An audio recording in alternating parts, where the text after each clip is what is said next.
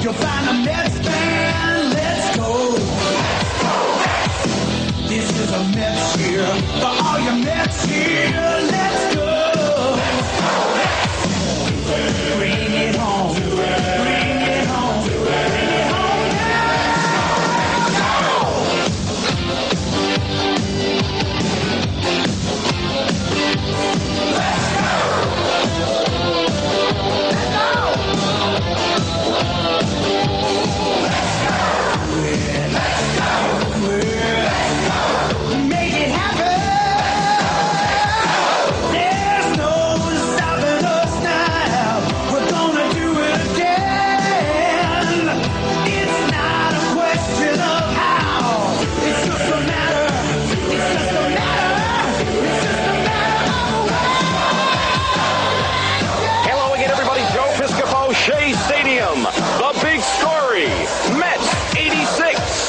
exciting, thrilling, awesome.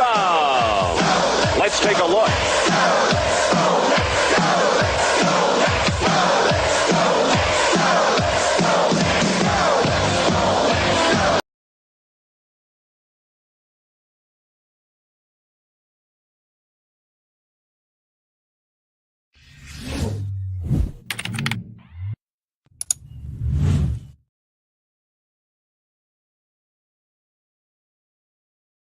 Mets fans, welcome back to Talking Mets at Rob with another Mets pregame live and a crazy, awesome, almost perfect West Coast trip so far through 8 games on the 10-game West Coast trip. The Mets are 7-1. That's right. Let me repeat for anybody who are not believers, 7-1. If anybody would have told you the Mets would be 7-1 through 8 games on the West Coast trip, some of us would have been on the floor laughing.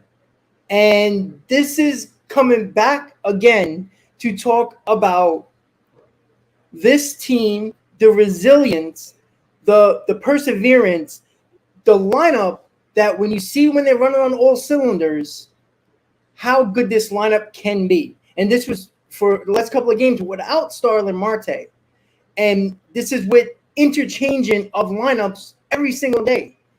I mean, the bottom of the order seems like it's a revolving door every single day with guys on the bench. Up, lefty in there. Oh, let's put these guys in. Righty in here. Let's put these guys in. Everybody is contributing.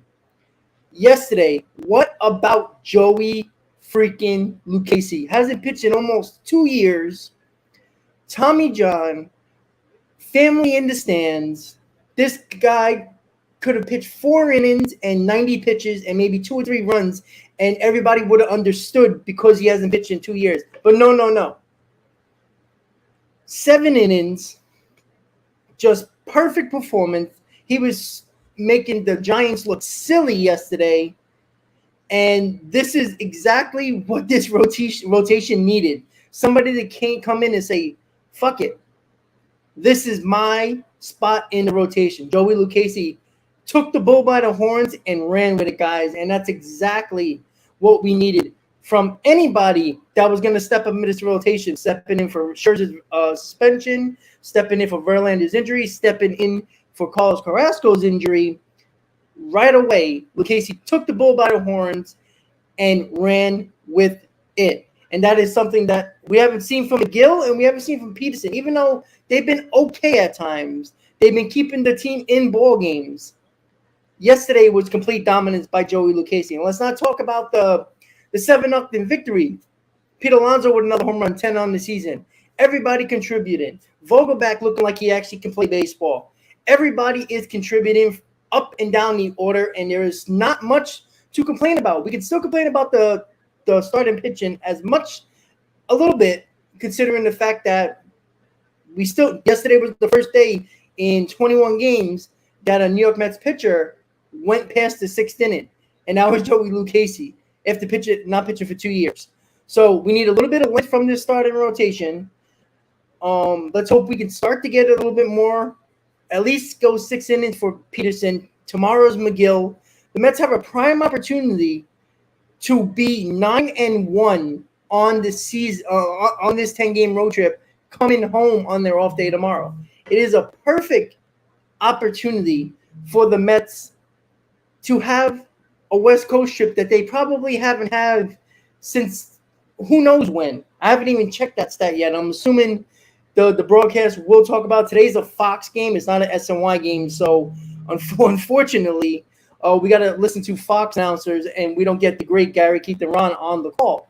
So, with that said, Mets won 7-0 yesterday. They are 14-7 on the season. 7 games over 500. Game 22 of the season. We have David Peterson on the mound against Logan Webb, and it's going to be a good matchup. Webb, is one of their pitchers that they locked up for a while. So Webb's not an easy pitcher to deal with.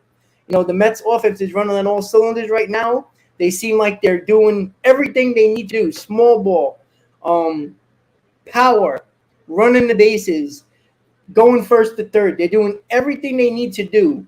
Every little thing this team needs to do, they have done. They've won in every way possible. They won in close games. They won in blowouts. They won in games where their pitching wasn't good. They won in games when their offense wasn't good. They've won games, every game in this West Coast trip. They've won a game some way, somehow. And that is another reason why people who are down on this lineup, and you could say it's Beatty, you could say it's Alvarez. I mean, between them, they have, 4 hits over the last week and a half, 2 weeks combined from both of them. So it's not necessarily them. It's just a matter of this team can win in many ways. This team, as I said, prior to the season, they have a little bit more power than people think. I know it's a lot from the top of the order, but we already got big home runs from Canna. Nemo got his first home run of the year a couple of games ago. And we know about Alonso. Lindor is starting to have his stride a little bit. But even still, the Mets are finding ways to win differently. They need that clutch hit. They need that late inning hit. They've been getting it. So this team has already showed you in the first 22 games of the season that the New York Mets, this lineup, can score in many different ways. Not just let's get walks. Let's bunt the guy over. Let's, get a sac fly. No. This is not the way they've won a lot of their games. They've won by scoring, as I've been saying, 5 or more runs. And they still only lost once by scoring 5 runs or more. And it's continuing to be a fact. This is not just an opinion anymore. Look at the stats, right? 22 games. I got to do a count again. But I think it's little more than half of their games they scored 5 runs or more. And they're already well above 5 runs per ball game, right? Everybody wants to talk about if somebody talks about 22 games, it's only 22 games. That's fine. But don't make that excuse. You got to make that excuse for other teams as well, that the Mets are in top 5 in runs scored now. So this is very similar to last year. And you could say, well, last year was a disaster in September. Yeah, but that doesn't mean it's going to repeat itself either, right? Let's see, there's a deadline that is coming in July. Maybe this lineup is better than last year, and the Mets only need maybe another bullpen piece, another starting pitcher, maybe help out the bench a little bit more. That's where the Mets are at this point. If they're a similar team than last year, then there shouldn't be a lot of complaints because they won 101 games last year. And there's already signs that even early – now the Mets rotation was somewhat intact last year for the most part for the first 2 months of the season. Right now, going out of the gate, this Mets team has had constant injuries in their rotation. They're rolling Senga out there. And, at the time, Carlos Carrasco was the only other guy. But at the same time, Scherzer is suspended now. But basically Senga's the only guy that was supposed to be in this rotation pitching. I mean, you got McGill, Peterson, and now Lucchesi, 3 guys that were supposed to be depth pieces. So the Mets are winning ball games despite 4 out of the 5 either suspended or injured, and nobody's talking about that. I just don't get that. They have 1 starter that was supposed to be in that rotation to start the season. 1. And nobody's talking about that. Like, that's not a big deal. And it's not like Peterson and McGill have been terrible. Peterson gave up 6 runs the other day, but they still got the win, right? When he had to bear down and stop the bleeding a little bit, he stopped the bleeding enough for the Mets to come back into a ball game. That's all you can ask for a starter who might not have it that day. And that is the appreciation that I have for this team right now. Again, at times they have to be better, right? Before the Padres series at home, people said we were going to get swept. We weren't even lucky to get a game. The same thing with the Dodgers series. Oh, we beat Oakland. The Dodgers are going to wipe us up with the floor. Well, guess what? Mets look pretty good against the Dodgers, no? And we keep on talking about, who did they play? Who did they play? Have you checked the Braves schedule? Have you checked the Phillies schedule? The Phillies can't get it out of their own way. They barely beaten the Rockies. They're barely beating the Reds. The Braves are hot as hell as well. But the Mets are keeping pace, right? This is untethered territory for the Atlanta Braves. The Atlanta Braves start extremely slow in their 2 best seasons over the last, 10 years? 21 and 22 was their 2 best seasons. Both of those seasons, they did not start to get any momentum until June. So maybe this is a sign of something different. Are the Braves staying hot throughout the entire year? That's very hard to do. Or are they hot right now and they might cool off in the middle of the season? Maybe it's a little bit different this time. So history, if you want to use history and you're so obsessed about history, then it's completely different than last year. The only similar thing is the Mets are playing the same way they are playing last year. The same way the lineup has won games, 101 games last year. And yes, it had a lot to do with pitching. But at the same time, they were still almost 5 runs per ball game last year. They're already over that this year for the first 3.5 weeks of the season. This Mets team is finding ways to win despite all the injuries. And you talk about other teams that have injuries. But don't make excuses for them and don't make excuses for the Mets. The Mets have Senga in their rotation. 1 out of 5 that was supposed to be in this rotation on a regular basis. Remember, we didn't start the year with Quintana. We didn't start the year with Verlander. Scherzer got hurt his second start into the season.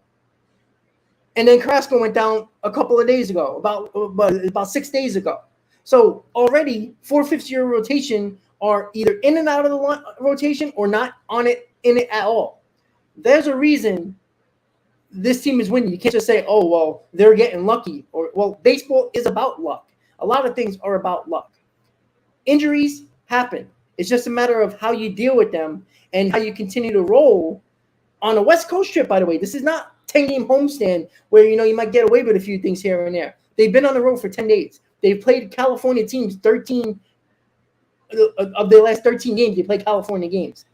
Think about that for a second before you start killing them. And there will be I haven't even checked the comments yet. I guarantee you there's somebody that is going to nitpick about something. And if you do that, you're just never going to be happy.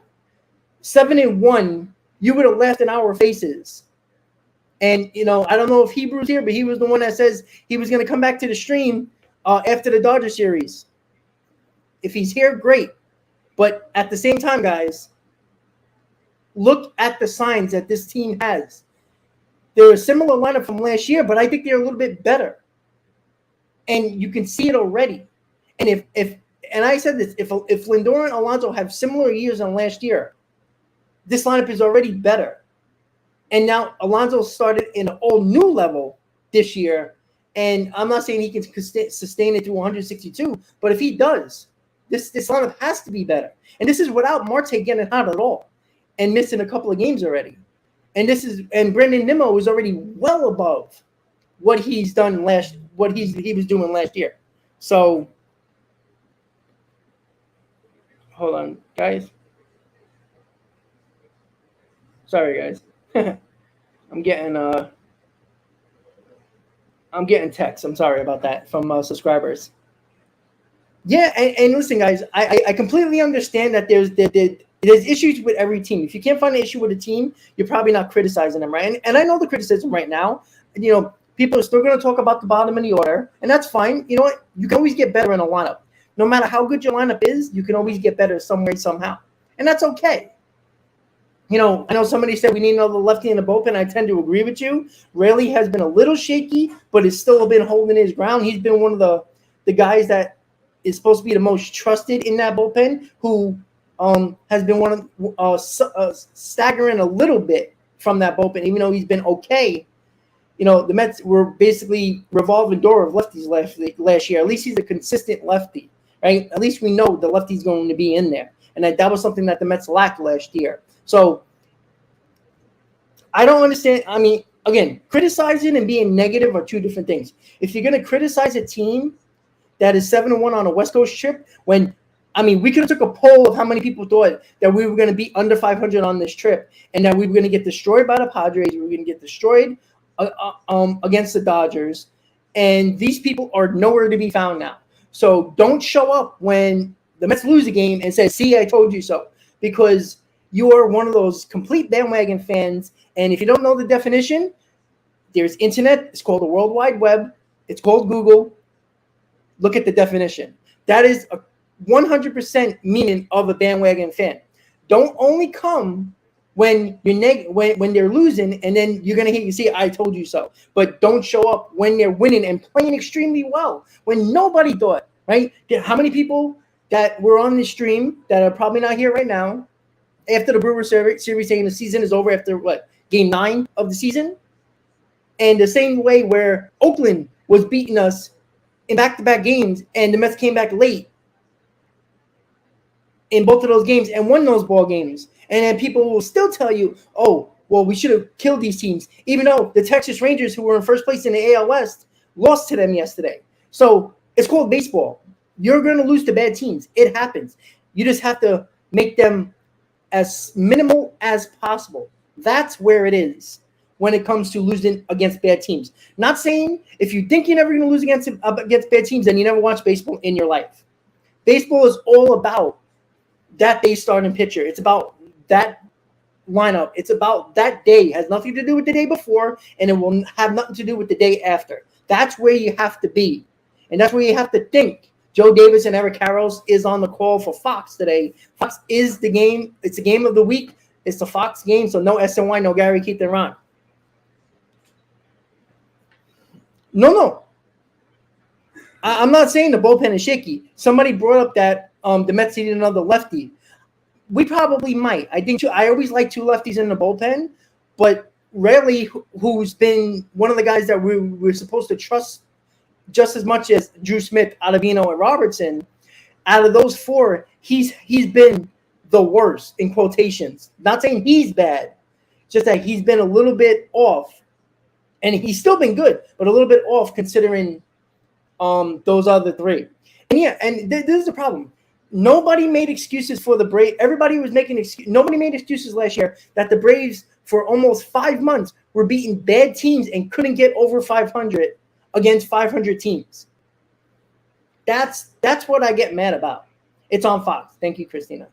That is the issue that I have. And Christina is a new member of the channel. Let me shout her out. Christina, I do appreciate it so much. And hopefully you keep on coming back for more. And hopefully you enjoy the custom emojis that we have. And they're every month or so, I'm going to change them up a little bit. I might get a Brandon Nimmo, and that might make Ken very happy. A Brandon Nimmo. No, Elmer. Listen, I never not gave credit or never disrespected the Braves. But facts were facts for the majority of the year, except until the middle of August. You guys had trouble, number one, against the Phillies, who were extremely bad throughout the season, and you also had a struggle with teams over 500 for a while. I'm not saying you did it all year. Once you got to late August, that changed, and you started to win series against good teams. But for the most part of the season, you were beating bad teams, but nobody made an excuse for that. And that's what I don't. That's what I don't like. You beat the team on your schedule, right? Don't say, "Oh, the Mets beat Oakland, they beat the Giants, they beat the Marlins." That's fine. But you know what? The Braves and the Phillies are going to play those teams at some point too. So do we not count? We count their games, but not ours. It's not fair. You take your wins how you get them, and I think that's important. Again, we always go back to this question.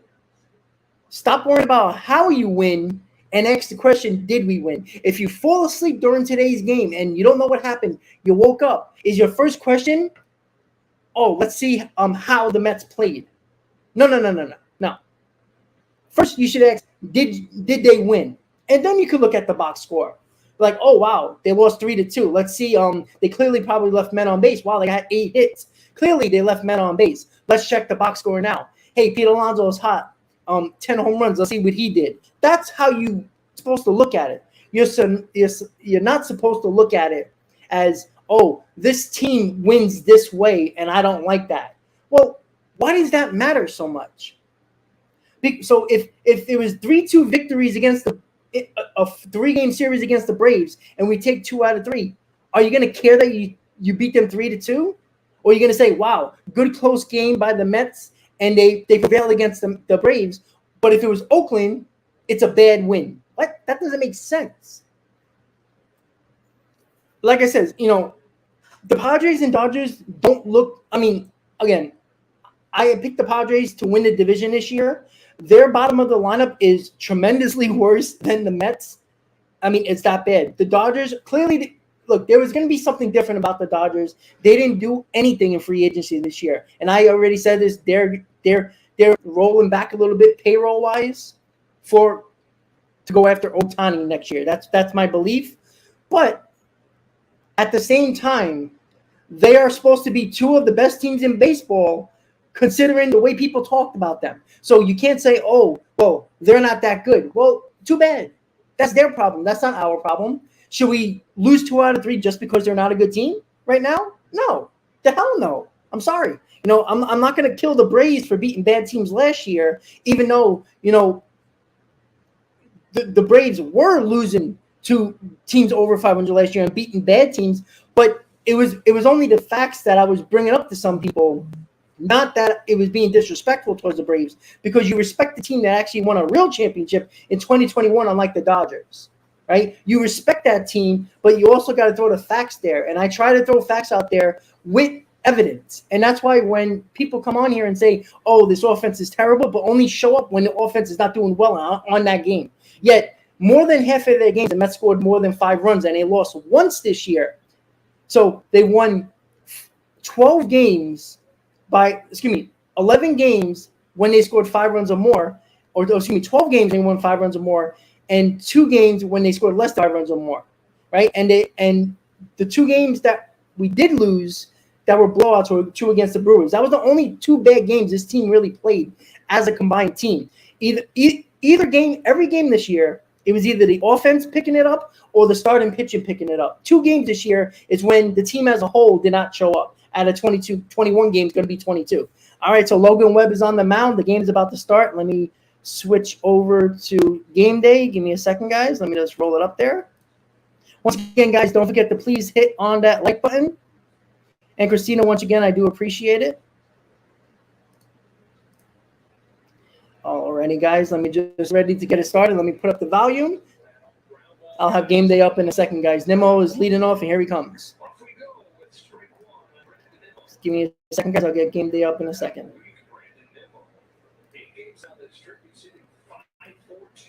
Nemo, 514. Let me raise it up. Fox is a little low. Sorry, guys. Game day is a little bit annoying right now. There we go.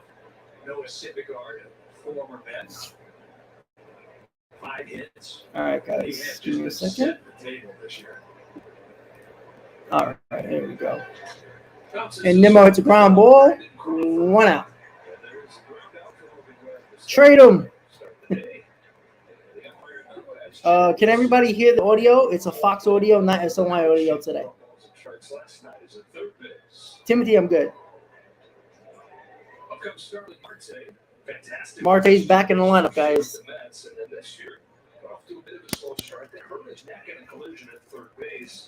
And has had a hard time turning his head towards the pitcher. I figured that'd make waiting pretty hard, so that he took the last few days off. good to get him back in the lineup. And even so, the Mets have been scoring runs and doing well offensively. Just added a piece today. Yeah, these 2-game series gets 16 runs on 26 hits. And it's not a lineup that collectively has a ton of power, but they're 4th in the majors in on-base percentage. They're 5th in the majors in steals.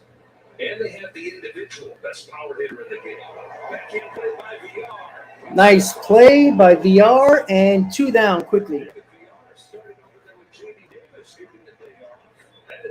Yeah, Tom, he struggled this year. But the Mets, 2 balls hit somewhat hard. Just 2 nice play here at third base. So. Does it try to hurry? Does it try to rush? Logan Webb absolutely appreciates it. One of the things about throwing ground balls, you keep your defense involved.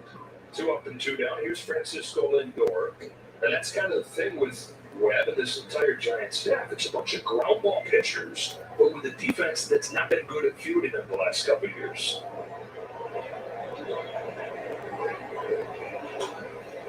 It's been one of the knocks on the Giants. If it's to them, they'll clean it up. But moving, they don't have a lot of range. It's an older group, and that's one of the things that Gabe Kapler was talking to. We've got to maintain our twitchiness, our athleticism.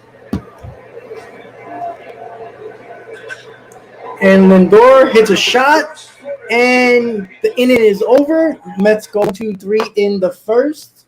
So, but you know what, Ken, he is rolling it over, but he did hit that ball somewhat hard down the line. Like Marte has had a lot of bad luck this year. Again, they're still out, so not giving him a ton of credit. But he hit a lot of, especially in Oakland, 2 balls that he hit.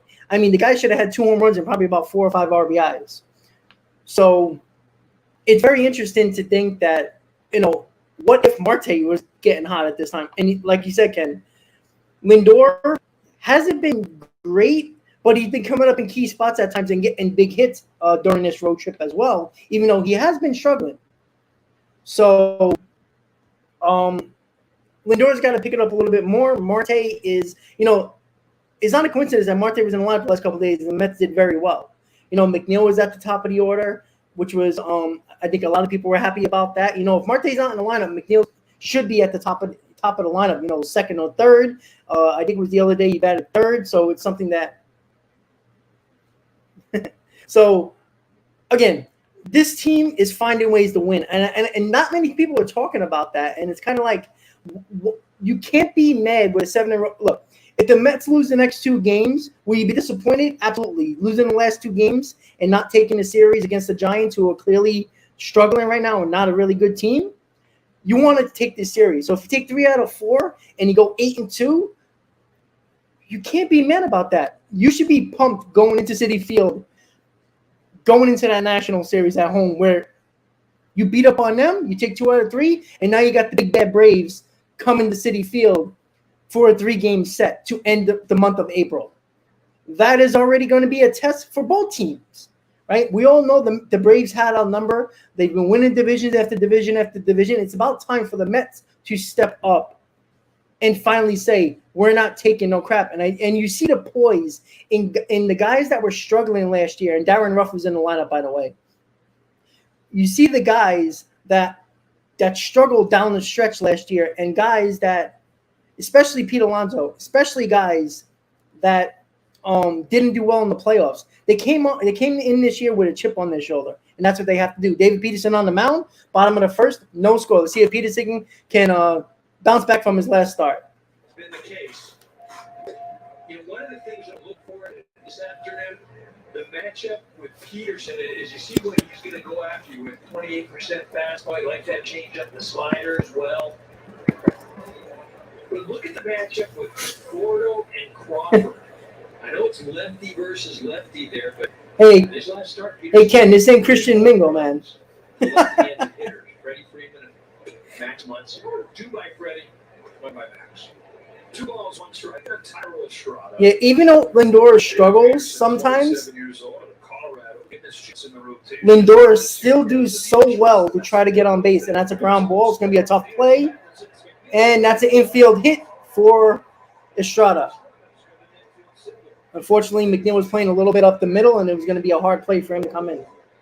The tough play for an infielder is It's a good pitch by Peterson, just some bad luck, and they hit him where they ain't.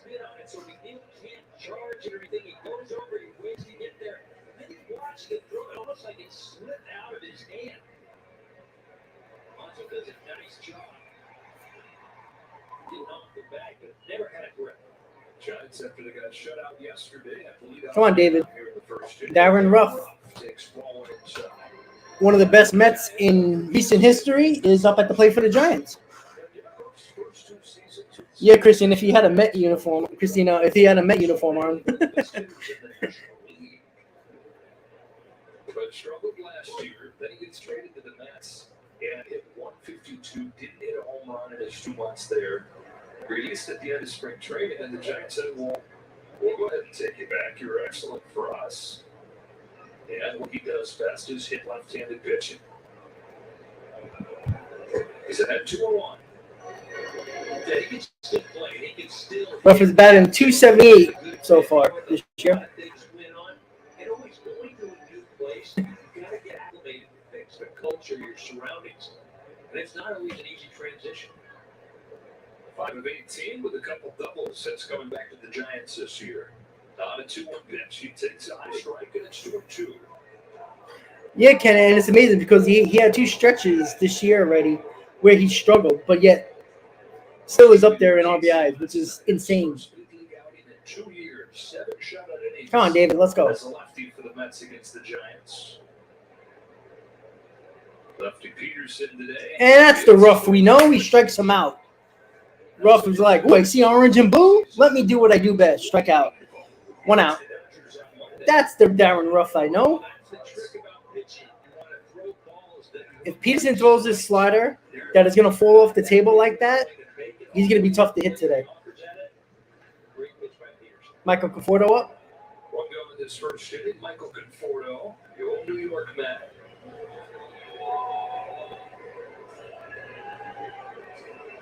Swings and misses in the first pitch here. He spent 7 seasons with the Mets. Love to see it. Absolutely. That made me feel good. It warmed my heart that Ruff struck out. Reminded me of the good old days. Really bad time to have his worst year, right, going into free agency. And then he had the shoulder issue, and so he's lingering on the free agent market last year. Ultimately says, I'm going to have this shoulder fixed. I'm going to sit the year out. And then signed a 2-year contract with the Giants. So hopefully he can be a comeback player of the year type guy.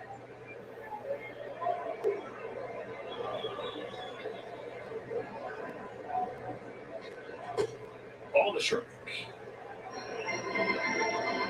But he's been out for a while, obviously. First injury, back in here, starting today. Had a big home run against the Marlins a couple days ago in extra innings. A lot of sliders early on in the first for Peterson.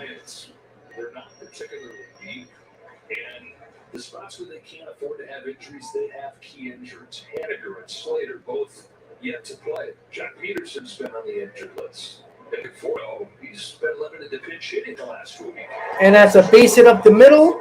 Estrada's going to third base. First and third, 1 out for the Giants. Again, this has been the struggle with Peterson here with that fastball. The last 2 games, it's been about the location of his fastball. It's a pitch. Oh, excuse me. That was a slider that was right over the plate. So that's the issue that he had right there. Nice piece to hit him by Conforto.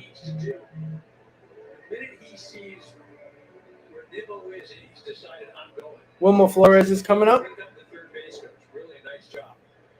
From one former Met to another, Wilmer Flores.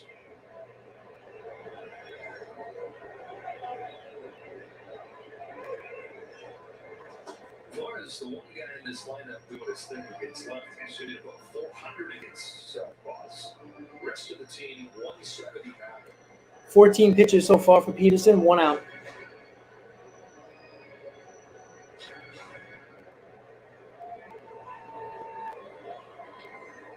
Flores, 31 years old, 4th year in San Francisco. This 1-0 pitch takes inside ball 2. Peterson not getting ahead of the hitters here. Right, you know what you're going to get. Jake, I'll take it. Professional at bat right now in this situation. He's looking for something up in the zone. He's got Well, you mean second sweep. We swept the A's. doesn't want to get into a double play.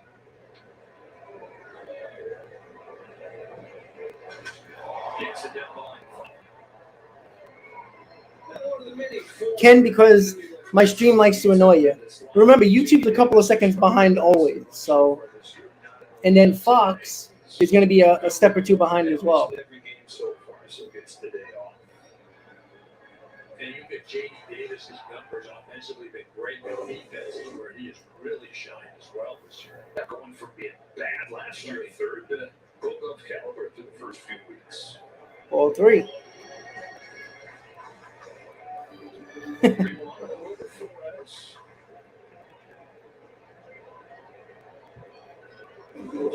Come on, David. Oh, ball 4. Wow. Didn't call that a strike. Bases loaded, 1 out. Really nice job by Flores. Peterson tried to go to the same spot 2 times in a row.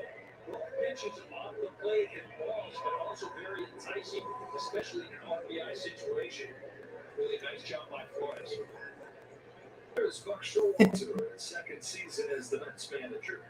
Yeah, I don't know. That was a close pitch. Again, the box said it wasn't a strike, but it was close enough. But you know what? When you don't throw strikes, the umpire is not going to give you the benefit of the doubt either. So,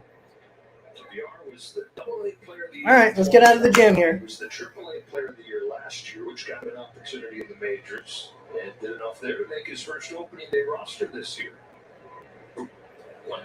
Ken, it must be your stream because the batters up right now is VR. So.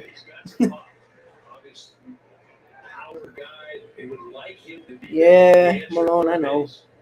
They've had to bounce him around, and he hasn't got going yet offensively. Uh-oh. Oh, Nimmo with a nice catch. Woof. That was saving 2 runs right there. 1-0 Giants. Nice catch by Nimmo at center field. That wasn't an easy play either because he got on top of that ball, and that ball was diving quickly. Yes, Ken. Nimmo came in on that ball. Look at that. No, Nimmo's been Gold Glover this year. Can't say anything else about that. 2 outs.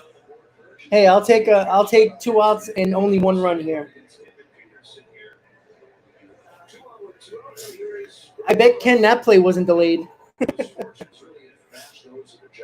All right, Brandon Crawford is up. 2 outs, 2-1. Peterson got to get out of this with 1 run. And I guess you can extend that, matching the fortunes of the team as a whole into this year. Crawford's hitting just 151. And the team sits at 6. Alien, thank you for the super chat. I'll pop up your comment as soon as the inning's over.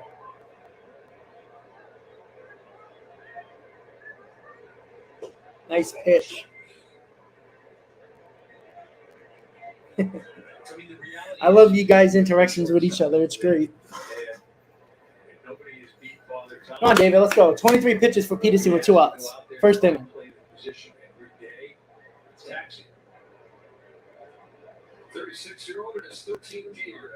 Peterson's just missing.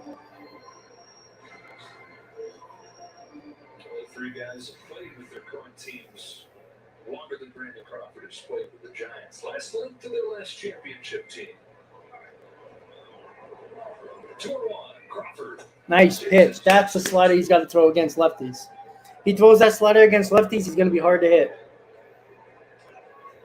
Part of those championships in 2012, 2014. Come on, David.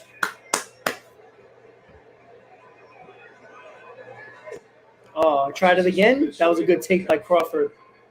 Full count. Runners will be going. 12 straight years as the opening day shortstop. The Giants have more games played at short than any Giant ever. Runners will get a head start as this 3-2 comes home from David Peterson. And Oh, goodbye. Another hanging slider. 4-0 Giants. Hanging that slider. Did not throw him a fastball in that at bat. I just don't get it. One of those games already. Here come the trolls. I promise you that. I don't know why he kept on throwing them sliders.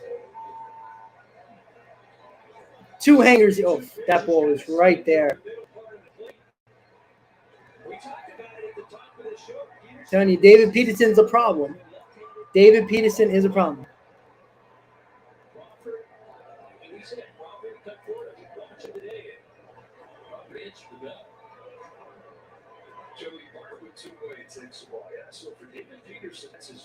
Well, Andre, the problem with that is Lucchesi can replace Peterson, but now you have to replace Lucchesi's spot as well. There's not enough pitches in depth pieces to replace him yet. That's the problem.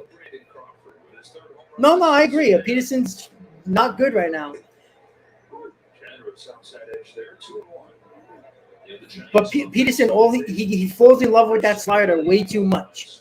And in that spot right there, you should have had a fastball in and let him try to beat you there. You know, if a guy turns on a fastball inside and it was a good pitch, you tip your cap. But that was a hanger. At the top of the category in strikeouts, and offensively, they just they've got some power, but not stringing hits together. They don't walk a ton. Chopper to third. The rookie Brett Baty against Joey Bart. And finish off this first inning with the Giants. One day after getting shut out in 4 runs in the first inning. All right, so top of the first inning is over. 4-0 Giants in the first. Mets got to come back here, see if they can do some damage here to come back and slowly get back in this ball game. Peterson just struggling this year, but you know what? You got to keep Peterson in the game. You know, we're on a 7-1 road trip right now. You know, you're not going to destroy you, even though we got an off day Monday. Don't destroy your bullpen. Let Peterson figure it out, you know, and see if the offense can come back here. Let me just get Alien really quick. Where is it? Hold on 1 second, guys. Where the hell is it? Damn it. Hold on. There we go. That's what I was looking for. So, Alien, thank you for the super chat once again. You did see the poll about the Mets should bring in Mad Button, and you said we shouldn't go after yet another 30-plus-year-old pitcher, but I think San Francisco should sign him for sentimental reasons. They might. But, you know, it was pretty close to poll. Well, it was close when I checked it, but then I think right before I went live, I checked it, and it was like a lot of no percentage-wise. The only look, if Lucchesi came up and struggled, I would say, you know what? What's the worst case scenario? He struggles. He's on a league minimum deal. You get rid of him if he's bad, right? The point of bringing in Mad Bum is the depth piece, right? You know, Peterson hasn't been good. Would you put Mad Bum in place of Peterson and throw Peterson in the minors for a little while to have him figure something out? Because I don't think Peterson, it's not his stuff. He falls in love with that slider. And look, he threw every pitch against Crawford in that at bat was a slider. I'm sorry, I don't care how good your slider is. When a batter sees it over and over and over again in the same at bat, he's going to see the break of it, and he's going to realize that pitch sooner. And Crawford's up there in age. He lost a few bat speed over the years. Why not throw a fastball on the inside corner? If you walk him fine. You had a base open there. But if he turns on a 95 miles an hour fastball inside, it was a pitcher's pitch. He just beat you. That's all. But throwing hangers is I hate that so much, especially when you're not throwing it as well. So, Mad Bum, I think you should just bring him in just in case on a minor league deal, on a league minimum deal. So 4-0 Giants, top of the second. See if the Mets can come back here, guys. And Pete Alonso leads off the second. The red hot Pete Alonso. Alonso, 2 games in this series, a home run and 4 knocked in both. That gives him 10 total for the year to lead the majors. And already, with a week still left in the month, he's hit more home runs than he met ever before. Andre, I've heard that as well, which is worrisome. He's really in his zone, right? He's not chasing pitches. He's No, got a ton of confidence. You know, one of the things you go back to last night, he struck out 3 times. And he had 2 strikeouts in his first 2 at-bats. He looked over match. And then, boom, first pitch, third at-bat, gone, dead center. 2-1 from Webb. He watches it. Oh, that was way outside and called a strike. Chadwood City to count up. No, it caught 6 inches outside. Jesus Christ. That wasn't even close. Peterson got one of those last inning. And Alonso hits a fly ball, 1 out. Let's go down to our guy, Ken Rosenthal. Joe Logan Webb told me his stuff is better than it was all of last year. But one thing he has talked about going into this start is becoming less predictable, working up in the zone more, changing the eye levels of hitters. Everything he throws is down, so he wants to get that. You know, that would have been a 3-1 count instead of a 2-2 count. Two-seamer at times. About time the hitters give him some help too. He first 4 starts and got 7 runs total in support. They got 4 in the first inning. Anticipation coach Andrew Bailey. Here's his 0-1 to Jeff McNeil. A little bit inside, 1-1. Reigning batting champ in the National League here. 326 last year. He's looked more like that guy in this road trip. Hitting 476 in his last 6 games. 6 is right, 1 and 2. And you see that pitch right there, Joe. That was that sinker, but it was up in the zone. Jay, you know what? Yeah, I mean, you could think like that, but again, you know, you don't want to go into tomorrow with a loss, because if you lose tomorrow, you know, it's one of those things. It's 73 road trip, which is great, but people will be bitching and moaning about the final 2 games. Well, especially for a left-handed hitter, that's just death. Because it freezes you, you think it's going to jam. Come on, Jeff. You've got some great stuff. Not a comfortable at bat. Kicks and fires 2-2. And Neal checked his swing. Ball 3.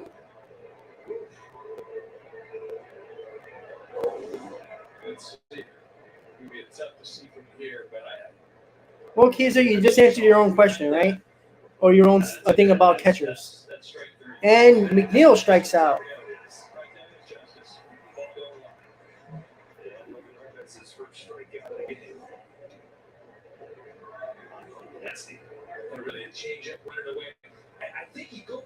Yeah, listen, the Mets have a target on their backs because of Steve Cohen. Like, there's no doubt about that. You know, and people got to remember here, Webb is the Giants' ace, and he's a really good pitcher. So it's not going to be an easy day today. You know, if one of the games you would lose, you would want to lose a game against their ace, right? That's how it would go. That's how you would want it. If you take 3 out of 4, you're like, all right, maybe that Webb game is going to be hard to win.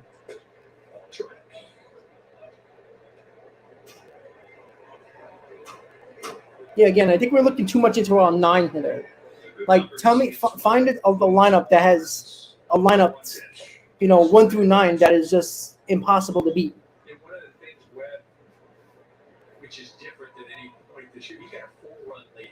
So not only does he have his stuff, but he's playing with 4 runs already, so he can be unpredictable, can do what he wants to do. I mean, he's not in that position right now for the Mets. Well, Ken, that has been the problem lately too with Nito. Like, why continue to throw sliders across Crawford and that at bat made no sense to me.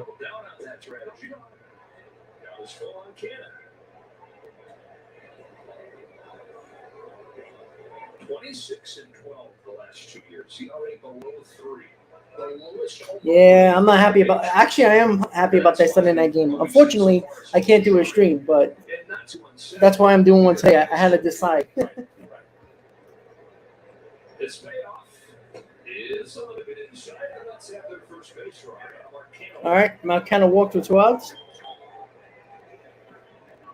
11 home runs last year, and that was a career high. Never gave up more than 11 in a year, and 5 in his first 4 starts this year. So you figure that those things are going to normalize, right? So if he gave up 5 already, there's going to be a stretch where it's just going to be dry.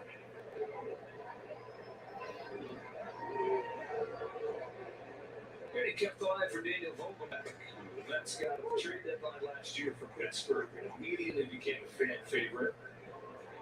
That's some big hits for him, really throughout those couple months. He's very good in clutch situations. And DHs against right-handed pitching. Come on, Bogey. Oh, isn't Carl Roberts ESPN? Because Joe Davis and Mark Carroll is the commentators with Ken Rosendahl on the field as the field reporter. Buck Showalter says that he's serious about the game, but doesn't take himself too seriously. Kind of that perfect balance. Alien, me too. Buck Showalter.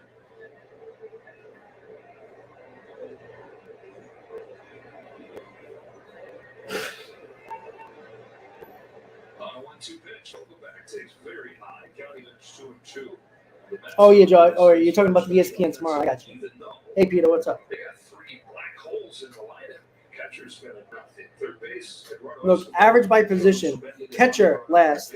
Third base, 29. DH in the middle.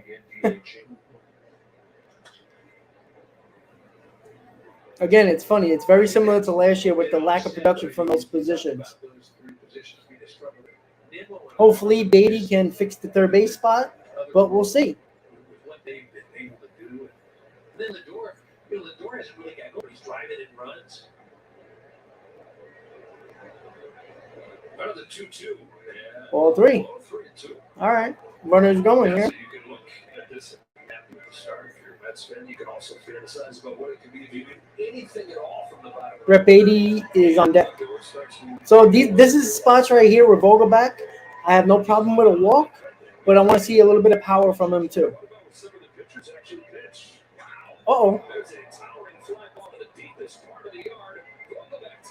Oh, he dropped it. That's going to be 1 run for the Mets. And a double for Vogelback. If that was any other ballpark, that's a home run. He hit that 415, 14 feet.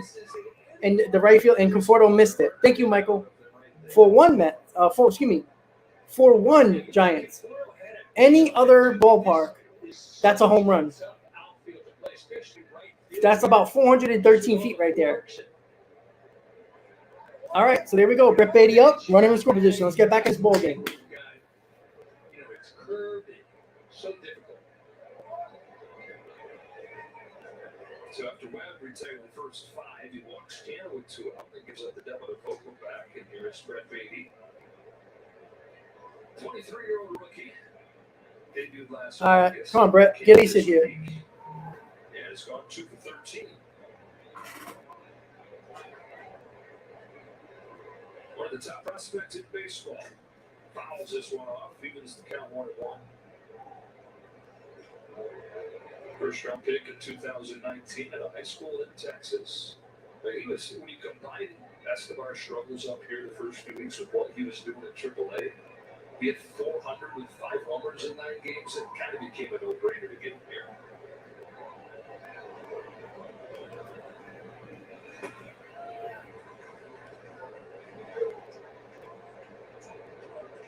When you mentioned 2 outs and Canna up at the plate, Canna has had success off of Webb and went 3-2 and then ended up walking. So you felt like he a little tempered going after Canna.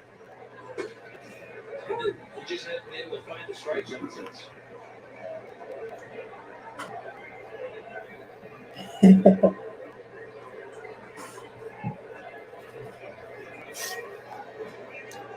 I don't want to see Beatty do too much here. Let's get a base hit. Here comes the 2-2. Strike 3. Nice pitch. Beatty strikes out. That was on a nice slider. Backup slider by Webb. But Vogelback with a RBI double with 2 outs. And gets the Mets on the board. 4-1 Giants. Again, that was a nice pitch. And this is a situation that I talked about with the people who just wanted Brett Beatty up and Alvarez up and play them every day. And I get it. I have no problem. If they're up, they should play. But the amount of people who wanted Brett Beatty up, wanted these guys up, because they were hitting 400-plus power showing, yet Brett Beatty, Alvarez have shown no power, and Beatty, has a couple more hits than Alvarez, actually is almost the same. But they showed no power at all, right? That was the whole reason to bring these guys up, right? It wasn't about them hitting 400. People only talked about their power.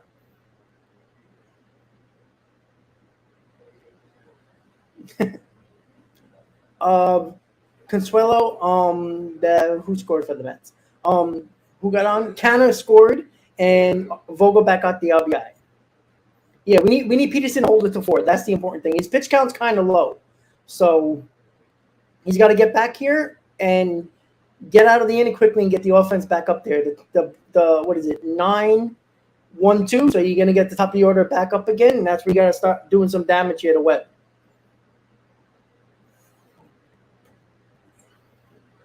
You know, this is a situation I talked about. Again, have no problem playing the rookies, but also got to understand that the same people who were bitching and moaning about Escobar and Vogelback and everybody and Catcher, you play these guys, they have to perform, or you're going to end up being in the same situation that you were in with Nito and Vogelback, or the DHs with Tommy Pham, and you're going to be in with third base with Escobar.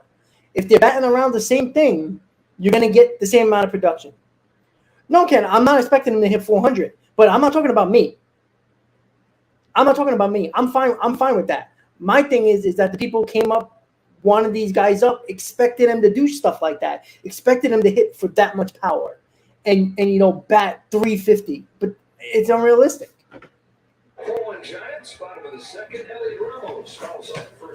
You know, Beatty has been putting good at-bats together. That I like to see that. Good at-bats together doesn't translate to just hits. It should at some point, because I think Beatty's a pure hitter.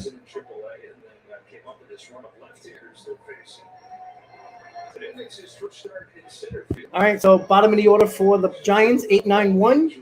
Peterson needs a quick inning here for us.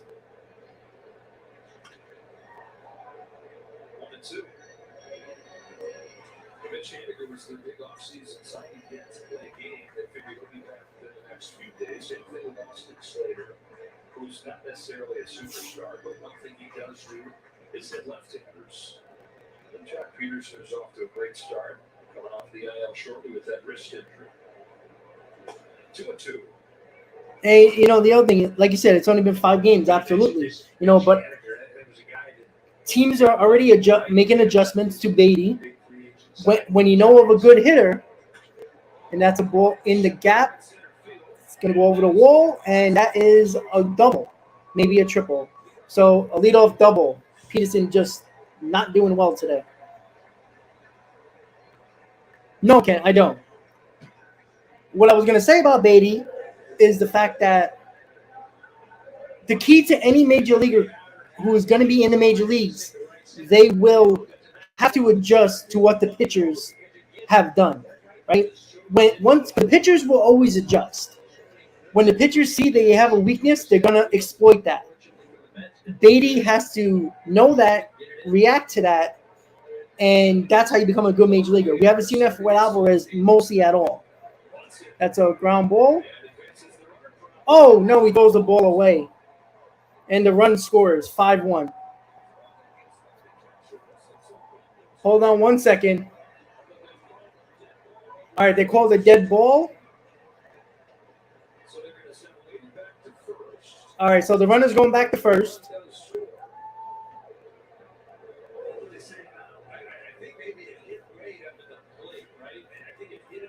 Okay, it double bat, so it's a dead ball. It's going to be a strike on the batter. The runner goes back to second base.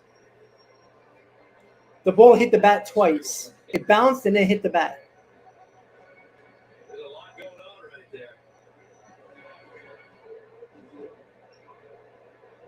All right, so we got a little lucky there. Runner on second base, and Wade is still up. They need to take that run off the board. It's 4-1. And there's not first and third. Okay, they took it off. Fox is very slow with their update.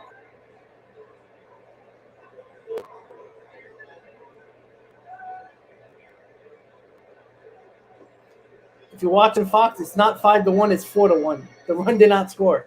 There you go. They changed it. There you go. Good job. All the money Fox makes, and he still can't get it right. First pitch looked like successfully at first, but it was foul.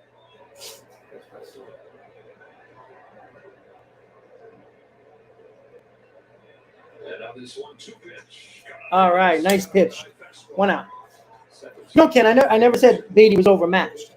He hasn't been at all. He's had really good at-bats. Even though he hasn't shown it average-wise or power-wise, he actually has been good at putting good at-bats together. Alvarez really hasn't put good at-bats together. That's the little bit of worrisome about Alvarez. Beatty, I'm not worried about. Ground ball, foul ball.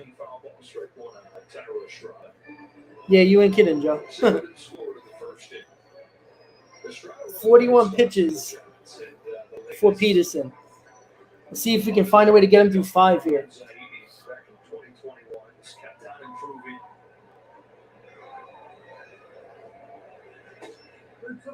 Squeezing David Peterson. This is why it was so important for Joey Lucchesi to actually go 7 yesterday, because of the fact of the uncertainty with Peterson going long in games.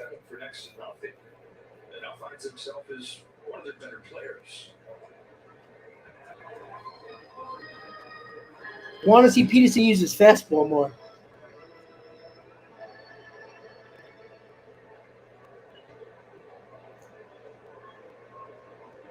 Come on, David.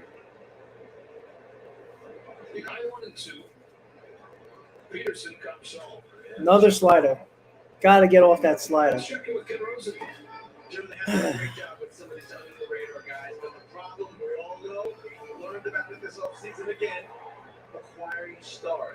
During this 2 games so far in this series, throwing fastballs high in the zone has been a struggle for the Giants, and they're not doing that in this game with Peterson. Fastball, and that's going to drop. That's a good pitch. And the runner goes to third, first to third. That's something where there's a good pitch, and it was just a good piece of hitting. That was a good pitch. Fastball inside corner, you can't do nothing about that. That's just a good piece of hitting there.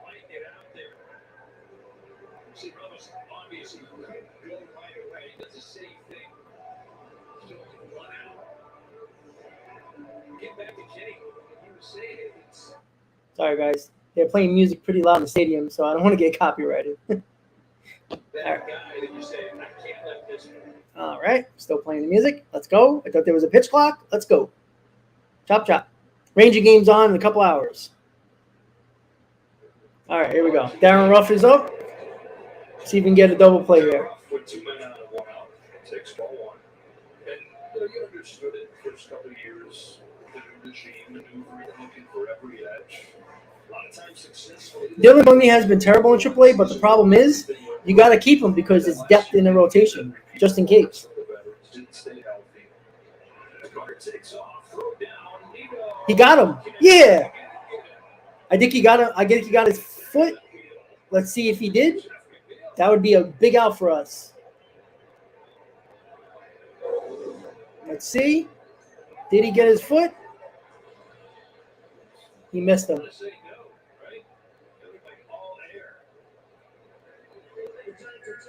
Yeah, I think he's safe, guys. I don't think McNeil tagged him.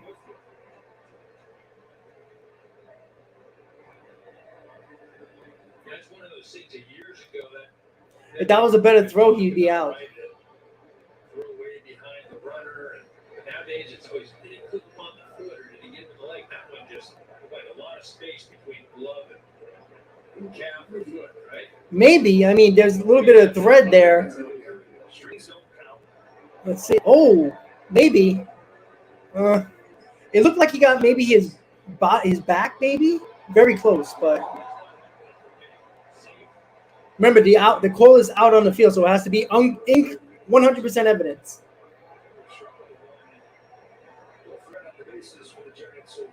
Taking kind of long here. Again, they need 100% evidence that he didn't tag him. Again, I think there should be only 30 seconds they get, and after that, they have to keep the call on the field. More stolen bases per game than any year in 30 years, back to the early 90s, when it was a much bigger part. Hey, Thomas, how you doing? Part of the fabric. It's on pace for 1,100 more stolen bases this year across baseball than last year. Well, I think it's going to make teams reevaluate. Taking a long time. If they can't get it, they need to just call it. Keep the call on the field. Absolutely. And I don't understand why is this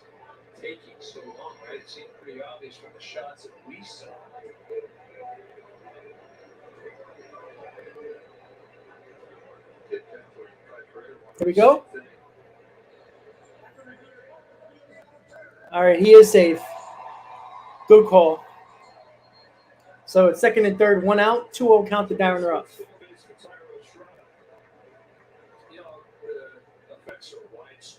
All right, Stezo, have fun. Not a good start, though. Compared to the last 2 seasons, see the strong base attempts and success rate. The ultimate outcome is that there's more diversity in styles team to team, and there are more blueprints for success. And Darren Ruff gets a base hit, of course. And it might be 2 runs, nope, just 1.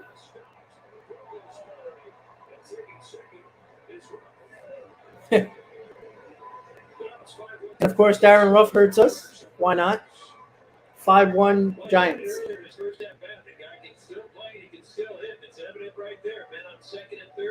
Once again, Peterson and his slider. And then even better, he ends up on second base. The throw from Marte is high. This is the cutoff man. Ruff does a nice job. He keeps going to this ball again. You see him heading into second. Really a nice. Marte needs to hit the cutoff man there and get Ruff out at second. He was a dead duck.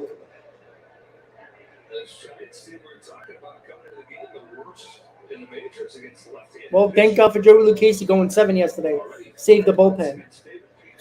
So once again, Peterson, when the Mets score a run, can't put up zeros. He gives up another run here, he's probably out of the game. And another slider. Florida was one of the pivots after the Giants. I agree, Kaiser. Struck out on Judge. Had it fall through with Correa. And they spread things out to a bunch of different free agents, just much less impactful. Wound up spreading close to $200 million across 7 players. Conforto, Haniger, bringing Jack Peterson back. Strickland and Mania in the rotation, a couple of relievers as well. Well, you knew that was going to happen with Ruff. Ground ball. And he's out at home. Oh, he's safe. Oh, I don't know about that. They called him safe, but I think they're going to challenge that. It's a good play by Pete.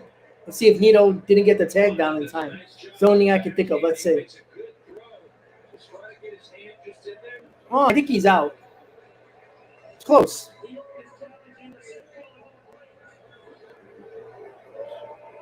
Yeah, it's close. You got a challenge here.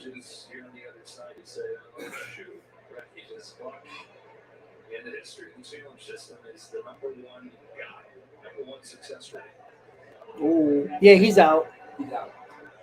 I think he just got it. Okay, the announcer just said the call on the field is safe. Yet they didn't say one word about that at second base when the call was out. Double standard?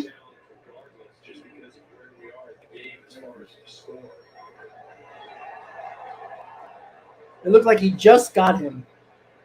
Nice play by Alonso to get the ball out quick.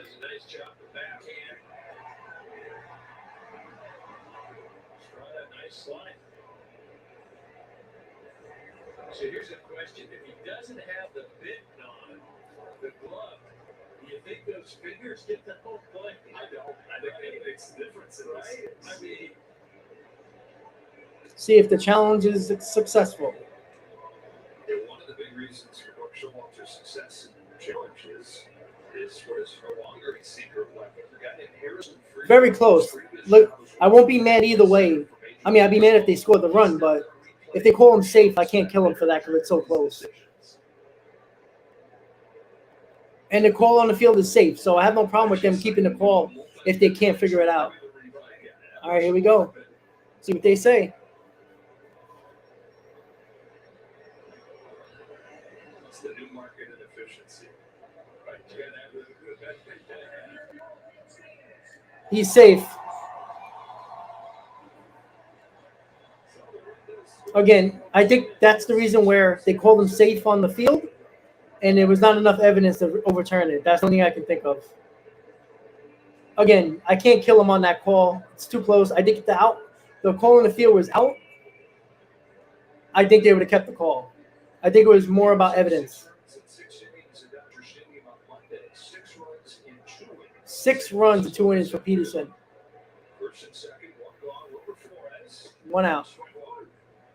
Back-to-back ball games, Peterson gave up 6 runs. Peterson had a golden opportunity in this rotation.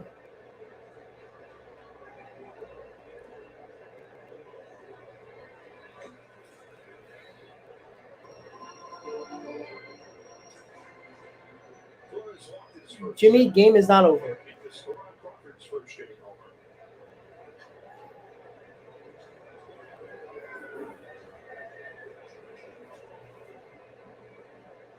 Strike, Flores. This is 1 and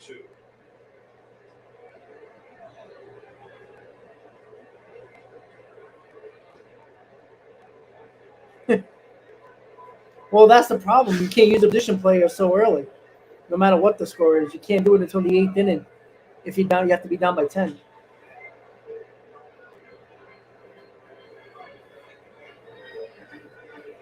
David Peterson making his 5th start of the year, and really, for a lot of these guys in the rotation, auditions to hang around as long as they can. As the Mets get healthier and healthier in the rotation, get pieces back.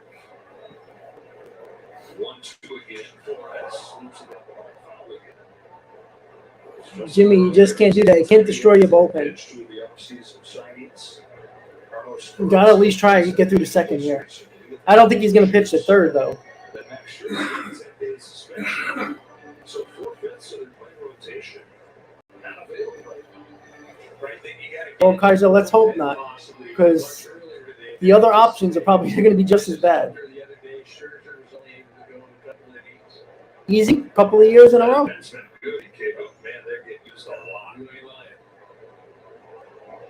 Another 1-2. Flores fouls it again. And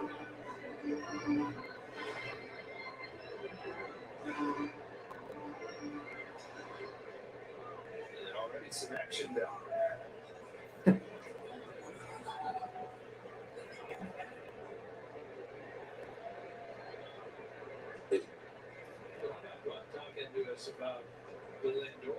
Well, Kaiser, I mean, you're kind of stuck in the position here.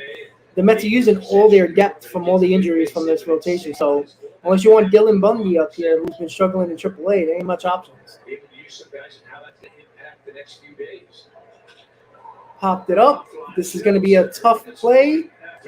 And Lindor makes the catch, 2 outs.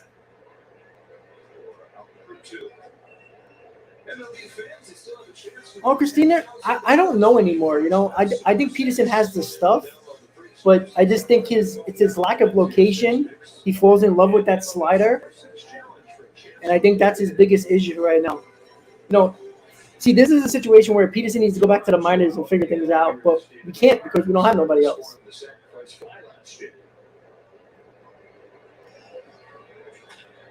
And that is a ground ball. Oh, McNeil bobbled it and gets out of it. Gets the out at first to end the inning, but 2 more runs score for the Giants. 6-1 Giants going to the top of the third. 9-1-2 coming up. Well, Jimmy, he wasn't great. He wasn't really that good last year. If you really look at his games, he had too many of these type of games. When he actually pitched well, he pitched great. You know, he was too inconsistent, either a bad start or a good start. There was no in between where you might not be having great stuff, but you would get through 5 innings to save your bullpen a little bit. Problem is, he hasn't been good this year. He has over 8 ERA with all these runs, so that's a problem.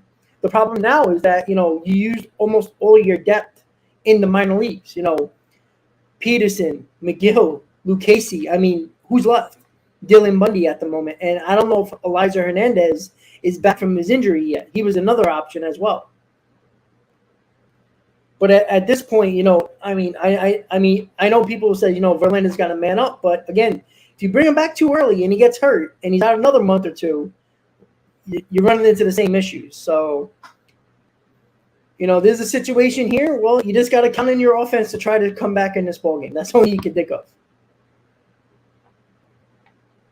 Yeah, Mullen, that's nice. That's what I've been saying about Peterson. You know, 5 runs, you know, remember, he's considered a number 5 starter in a healthy rotation. So, at least that's what I think. And Joe, that's the reason why I put up that poll today. Bumgarner has been terrible, but you need arms at this point. Maybe you'll catch lightning in a bottle with Bumgarner, and he finds it a little bit, even if it's not for 4 months. But if it's for a month where he can give you a little bit of length, and maybe that 5 innings, 3 runs, or 6 innings, 3 runs, maybe if he can do that. Again, not saying he will, but you need the arms. And what Bumgarner would do if you sign him, you bring David Peterson down, and you make him figure it out in the minors for a couple of games, or at least a month. I mean, Bumgarner can't be. I mean, he can be as worse as Peterson, but it can't be that much worse. I mean, you're losing games anyway. So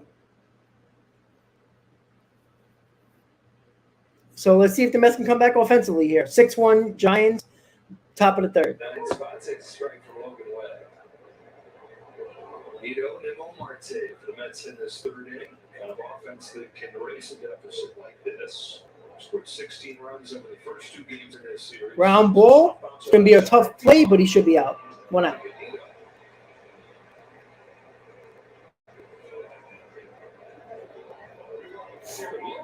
Jimmy, you could say that now, but again, Trevor Williams would have been in the same situation with the Mets, right? He would have been coming up and down. Trevor Williams wanted to be in a rotation. That's why he's in Washington. He's drafted in the 4th round in 2014, a local guy no less. And as good as anybody in the National League the last couple of years when you consider the durability too. Well, you got the durability, you got the youth, you got the fact that he wants to be here. He wants to be that guy that the Giants build around.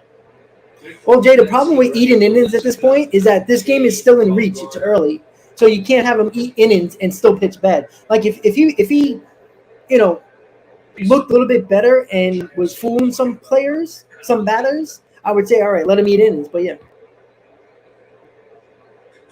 Nimmo hits a shot that might be gone. Yeah, home run, Brandon Nimmo, 6-2. Nimmo showing some power over the last couple of games. There we go. 6-2. And Nimmo's limping, by the way, around the bases. I think he fouled the ball off his foot.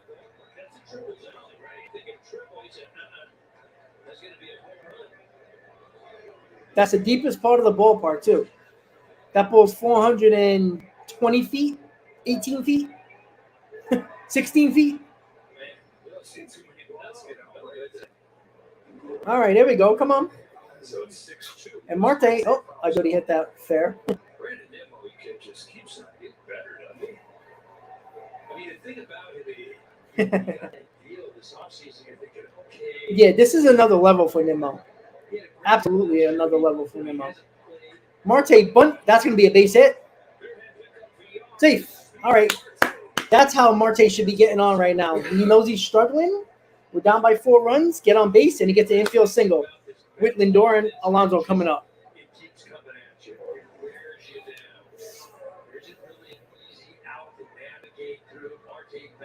Smart play by Marte, who's been struggling. Get on base any way you can, down by 4 runs.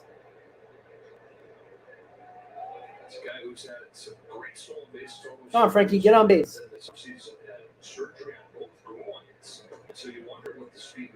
And look at that. All of a sudden, Webb looks a little wild right now. That's the other dynamic of this offense is the speed game. Ball strikes at Lindor. Marte's running. And he's safe. And he's out. That was a bad jump by Marte. And that situation, I don't want him to run in there. Remember, the Mets don't have a challenge. Actually, they do. I'm sorry. Oh, he might be safe. Was he? No, he's out.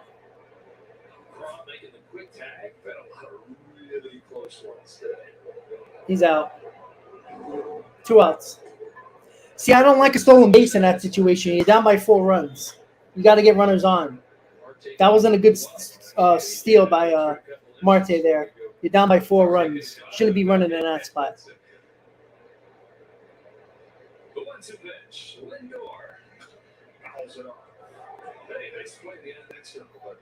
Sorry, no, Kenny wasn't safe. Got him on the helmet before his hand touched the bag. Just a bad spot to steal in that spot. Made no sense.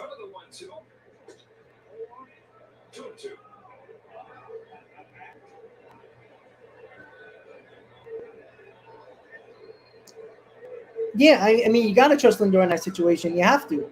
Like, even if it's a ground ball, Lindor can beat out a double play, and you get Pete Alonso coming up. That's a situation there where, Webb has been struggling to throw strikes there in this inning. No need to run in that spot. Jimmy, you could have done that. No, Joe, I just think he got a bad jump. And Lindor strikes out to end the inning. The Mets get a run on a solo home run by Brandon Nimmo.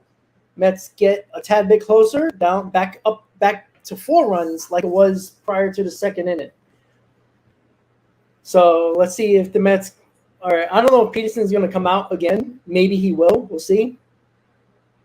Yeah, and that's the situation there. And that was a spot there where I could have seen a hit and run. If Lindor hits the ball hard and it gets caught, you doubled up anyway. But I take a shot like there. If Lindor hits it in the hole, it's first and third with 1 out.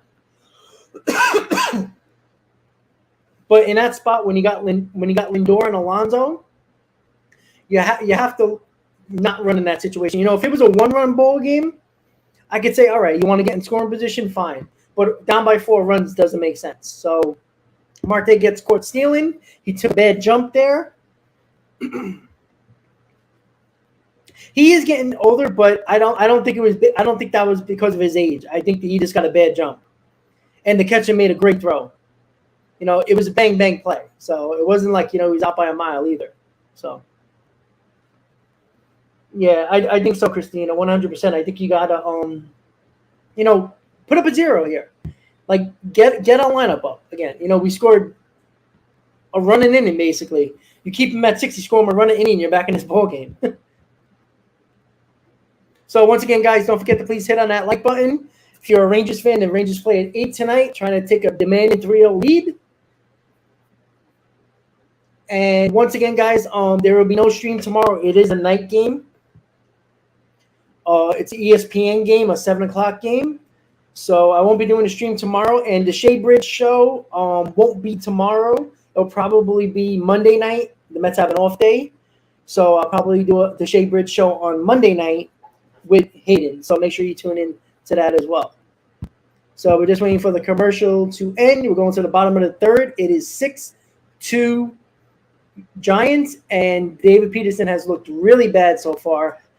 Gave up 6 runs in 2 innings, and it would be nice if you get a 0 up here and bring up the offense again. Yeah, exactly, Kaiser. That's the whole point. Like, Lindor should got an opportunity with a man on there, right? He struck out. That's fine, but even if he struck out in that spot, you still have a man on with and for 1 pitch, 1 out. That's a good start by Peterson, who's just still in the ball game. So 1 out. In that spot there, Lindor strikes out. You still got Alonso coming on with 2 outs. And that's still an opportunity to score some runs there.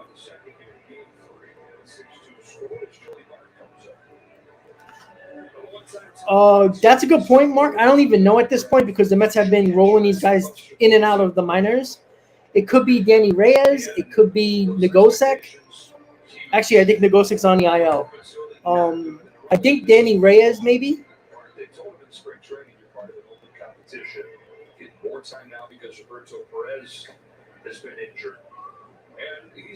Maybe it's a Jeff Brigham who can pitch multiple innings. All right, so Peterson a little bit sharper this inning. Nice to see. If Peterson can settle down here and give us 5 innings, maybe 6, because his pitch count's not that terrible. It's 63. It's okay. I mean, it's not okay, but get us through 5 would be helpful. Brooks really, maybe, but I don't know if Buck's going to use him right now. Woo! A little bit of chin music.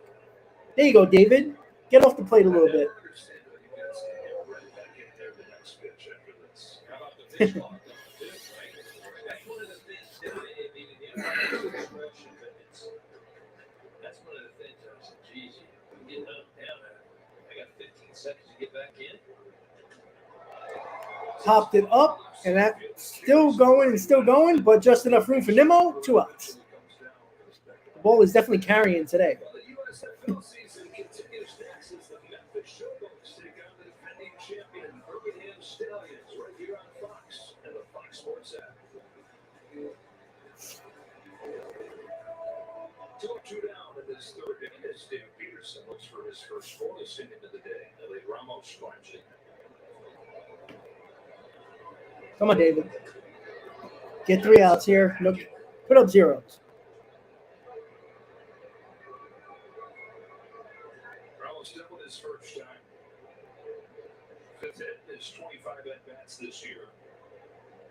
And now he pushes a 1 foul.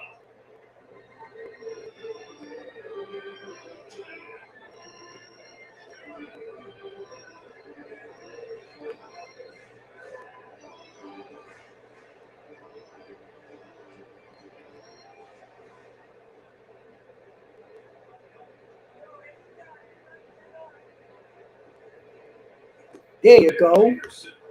Peterson looked a lot better in that third inning, putting up a 0. That's what he's got to do. And it was a quick inning, so his pitch count is back on track. What is it, 68 pitches, if I'm not mistaken, through 3 innings. So it's a possibility he can give us 5 innings here if he pitches the way he did this inning. So it's good. Jimmy, that's the pitch that he should have been throwing to Crawford in that spot, not that slider. He's got a nice fastball, especially a high fastball. He has that nice 4-seamer. He needs to throw that. I agree, Frank. It's the top of the 4th. We got a long way to go. You keep in the zeros here. You pinch away inning by inning. You can get the game back in the Mets' favor. And remember, the Giants' bullpen is not that good. So as you've seen the last couple of days. So the last couple of days, why not? Get that bullpen in there, and that's when you start doing some damage. Andre, I don't think so. I just think that you got to look at it this way, right? I think Peterson is, on his best day, a number 4 starter. As a whole, I think he's a 5th starter. So, again, look at the 5th starters around baseball. I'm not saying you got to have a 7.8 ERA, but if you get a 4.5 ERA, that's in the range of a number 5 starter. That's where Peterson needs to be, and especially in a rotation like this. It's just unfortunate that you need him to be better because of all the injuries that we had. But if you had Scherzer and Verlander in this rotation, you wouldn't have to heavily rely on Peterson as much. Peterson has a problem with walks. That's the issue that you have with a guy in the bullpen. So, that's a Citadel, that new series coming on Prime. I'm going to watch that. I agree, Kaiser. I think at any situation here, listen, if this is the game you lose in this series, at least it's against the ace of the staff, Webb, right? And you come back tomorrow and you take the series and you go 8-2 on the road trip. Ken, I don't think he doesn't see it. I just think that Peterson, when he goes on the mound, I think he's stubborn. And I think that's the problem, I think. Christina, you got to believe. Exactly. All right, Pete Alonso's leading off. Let's see if we can inch away at this lead here. Giants, part of the order coming up against Logan Webb, whose first pitch to Pete Alonso is in the first strike. Alonso is now tied for the major league lead in home runs. Max Muncy of the Dodgers is homered twice at Wrigley Field today. He's got 10 as well. Ball and strike. See Webb trying to stay away from Alonso. He got him last time to fly up the center, but he looked at that sinker and the slider, both up on the outer part of the plate. Come on, Pete. Pete's having a little trouble with the slider against Webb today.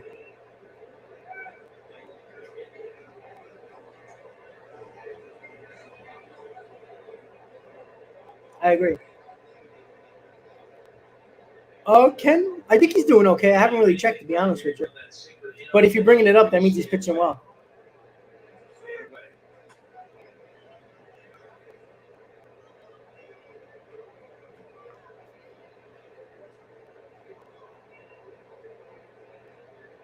So leading the majors this season, leading the majors since he debuted in home runs. Yeah, runs knocked in. Out of the 1-2 pitch. Or looked like a cross up, but it's strike 3. All right, strike 3. Took a pitch down the middle. The movement on that pitch by Webb. You watch, you see, this is secretive. It starts off outside, it just comes back. Look at this hit move. I mean, that hit off Mark's heel of the glove, and it wasn't because he thought it was another pitch.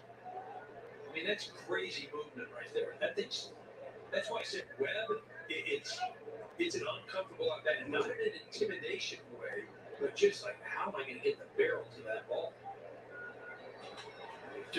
Ground ball. This should be a base hit, and it is. Infield hit from McNeil. 1 on, 1 out. So, yeah, he had a 3. He's right on par where he is right now. 3.8 ERA. Again, I had no problem with the Mets re-signing Taijuan Walker. I think that would have been a fine move. But I also thought Quintana was a good signing, and unfortunately he got hurt.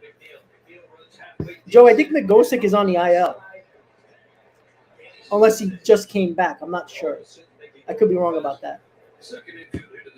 All right, come on. Walked his first time. Came to score on the back double. Talking about Logan Webb's sinker, he actually came up throwing 4-seam. And he only started throwing the 2-seam because his arm was bothering him when he was throwing the 4-seam. And he thought, let's mess around with the 2-seam a little more. And what he found was that his natural arm slot was a better match for a sinker than it was for the 4-seam. And it goes to the Tommy John rehab, solidifies that idea, and reinvented himself from where he was when he first came into pro ball. And that's a base hit. There we go. First and second, 1 out. So bottom of the order looking pretty good. He did, right? Yes. I knew he was coming back from an IL stint. All right. Vogelback coming up. There's a spot here where you know what you want Vogelback to do here. Time for some little bit of Vogie power. So runners at first and second, Vogelback, who did miss a home run by much his first time out of the triples alley. Take a base hit here too. And takes strike 1. Get into triples alley, got a double. Yeah, that felt like it should have had a home run. That's right.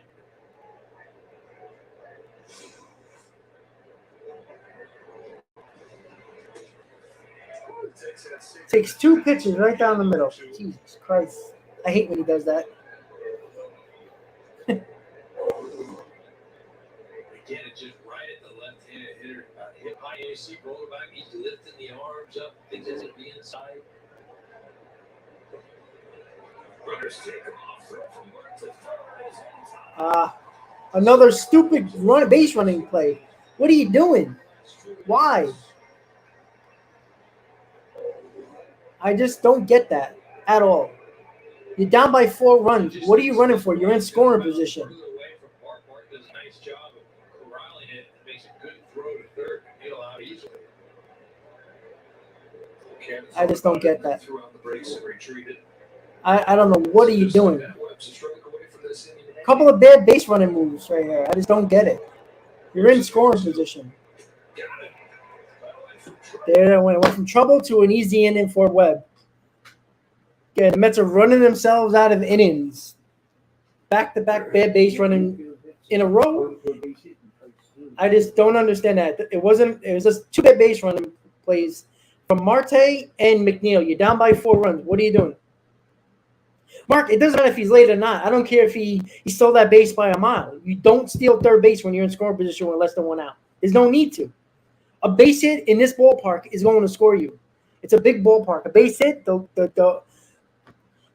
excuse me, the outfielders are playing deep. Well, he didn't make the last out at third. The problem is you're down by 4 runs. You're in scoring position. You don't steal no matter what.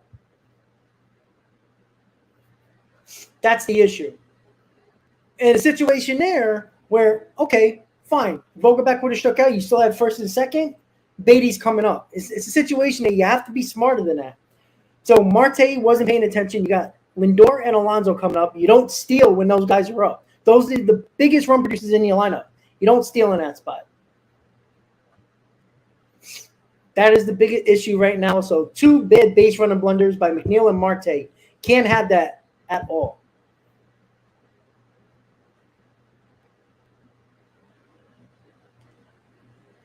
That's the frustrating part right there. Again, Vogelbach strikes out in that spot. Okay, it happens. But in that situation, now that there was 2 outs, he's probably trying to hit the long ball. That's what he was trying to do in that spot.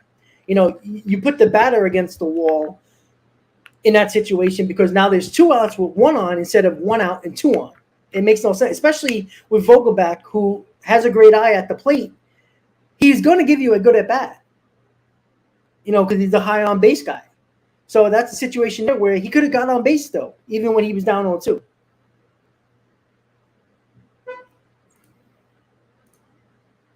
But unfortunately, the Mets not outscore. We're going to the bottom of the 4th, 6-2 Giants.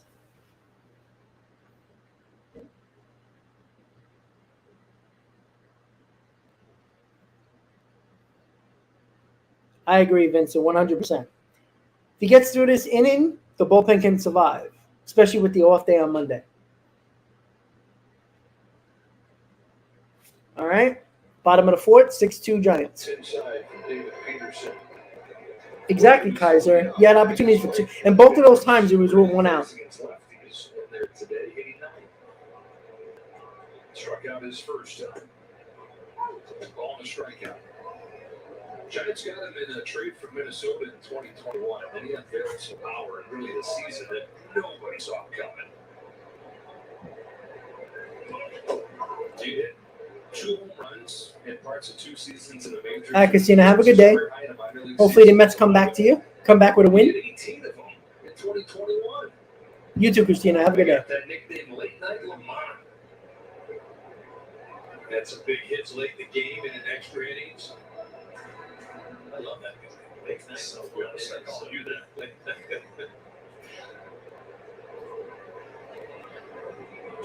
Nice pitch by Peterson. Strikeout.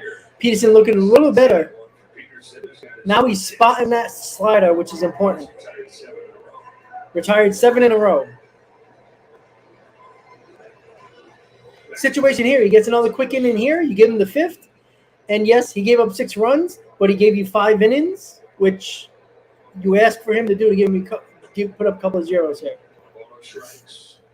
27-year-old from Venezuela. Only big leaguer from there. It's about 45 minutes. Well, Mark, listen. I'm not blaming the catcher in that situation. I'm blaming the runners. That's that is an error by Beatty there. And he gets to second base. That was not a good play. Didn't get that body in front of the ball. Try to Olay it on a ground ball, which he shouldn't have done. Yeah. Situation there, that's a situation where the defense comes into play there.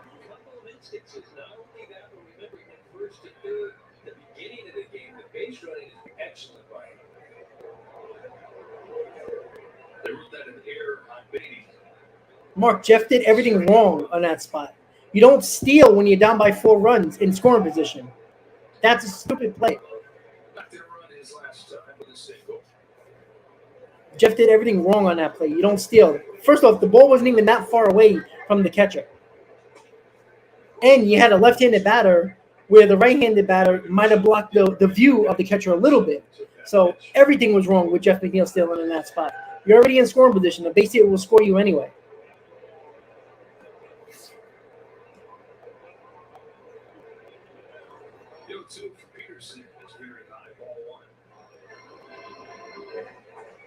Should have been 2 outs, but Beatty tried to Olay that ball instead of putting the body in front of it and make an easy out.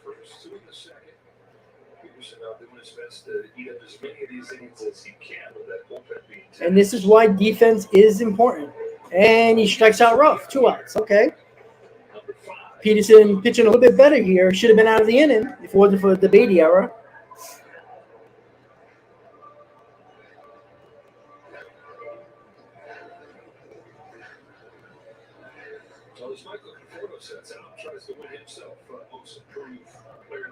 No, Mark, they have runners on base. They just got to stop running themselves out of innings. He reset his whole perspective on everything. The year away after the shoulder surgery. Takes a strike. They said he had to look at it like that. It couldn't be a completely lost year. Had to use it as a mental reset where he now enters that season saying, you know what? 0 for 3 is a heck of a lot better than not being able to play at all. It's doing his best not to let the down days weigh on him as much, given that new perspective. Nice pitch. I think it's the only way you can approach him moving forward because while he was with the Mets, they'd offered him a multi-year deal. And he turned it down, and then you go on, you don't have a good season, you're injured. Hey, listen, at the very least, Peterson needs to put up zeros the rest of the way, as long as he goes. Should I have? Excuse me. And while that's normal to do, it's not going to be productive moving forward.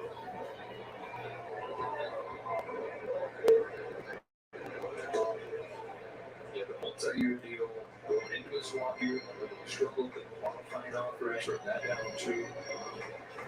Again, Mark, the catcher is doing his job. Again, when you got your two big hitters up on 1 out, you're not stealing on second base, and you're not trying to get the third on a wild pitch. Again, you got to be smarter than that situation. A base hit scores you from second base. Getting to third base, yeah, would have been nice, but it's not a smart play at all. How to hit all the basics. You would use Michael Conforto in his swing. His ability to use the ground, his hips to be linear a bit too as well. All the foundation. Starts early. I mean, he does look good in the box as far as looks like he's going to do some damage. Hitterish. Mark, I understand that. But there was no need to go to third in that spot. No need. There's 2-2. Conforto. And he strikes out Conforto and Peterson. 2 solid innings in a row. Put up 2 zeros in a row. Once again, guys, you got to pay attention to the situation here. If you're down by a run, all right, I could see you trying it going to third base. Still have 1 out. It would have been 2 outs if you got caught out. The whole point is that you can't steal in that situation. You're down by 4 runs. You need base runners. You're running yourselves out of innings. Again, I'd rather Marte try to steal in that spot than McNeil trying to make it on a wild pitch. You know, in the same situation, you already put Vogelback in a spot, right? A base hit in that ballpark where the outfielders play a little bit more deeper than usual, you're scoring at second base. So in that situation, again, it's not even a good play if he's safe because of the fact of the situation. But we're only down by 4 runs. We got a long game to go. Peterson has 2 solid innings in a row and saving the bullpen at the moment. So once again, guys, please hit on that like button if you haven't already. You know, it would be nice if Peterson started the game this way. Might actually have a good game on our hands and maybe a closer game.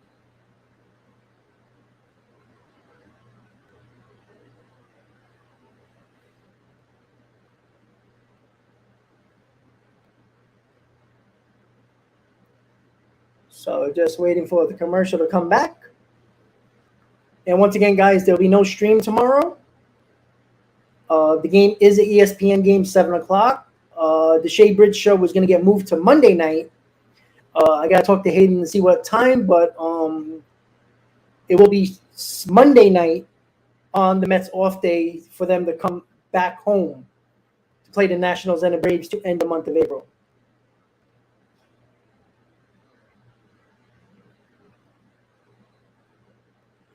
Andre, I don't know if Conforto looks off. He's batting 300. He's 3 home runs and 7 RBIs. It's not terrible.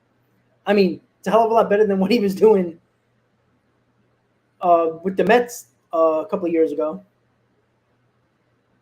No, Ken, I agree with you. That's why I was shocked by he did that. But again, He misjudged it, like you said. He misread how far the ball was away from the catcher. That's it. But it's still a bad play. The Giants say it's the one difference. See if Beatty can make up for his mistake there. Whoa. Oh, that's a foul ball, but he hit that pretty far. All right, let's get back in this ball game, guys. 8-9-1 for the Mets. Looking for his first win in his fifth start. It's first time in his career he's lost 4 consecutive decisions. 0-2. So Beatty has a 143 average. Hasn't shown no power yet. But even though with that 143 average, he has been putting good at-bats together. Just hasn't put it all together yet.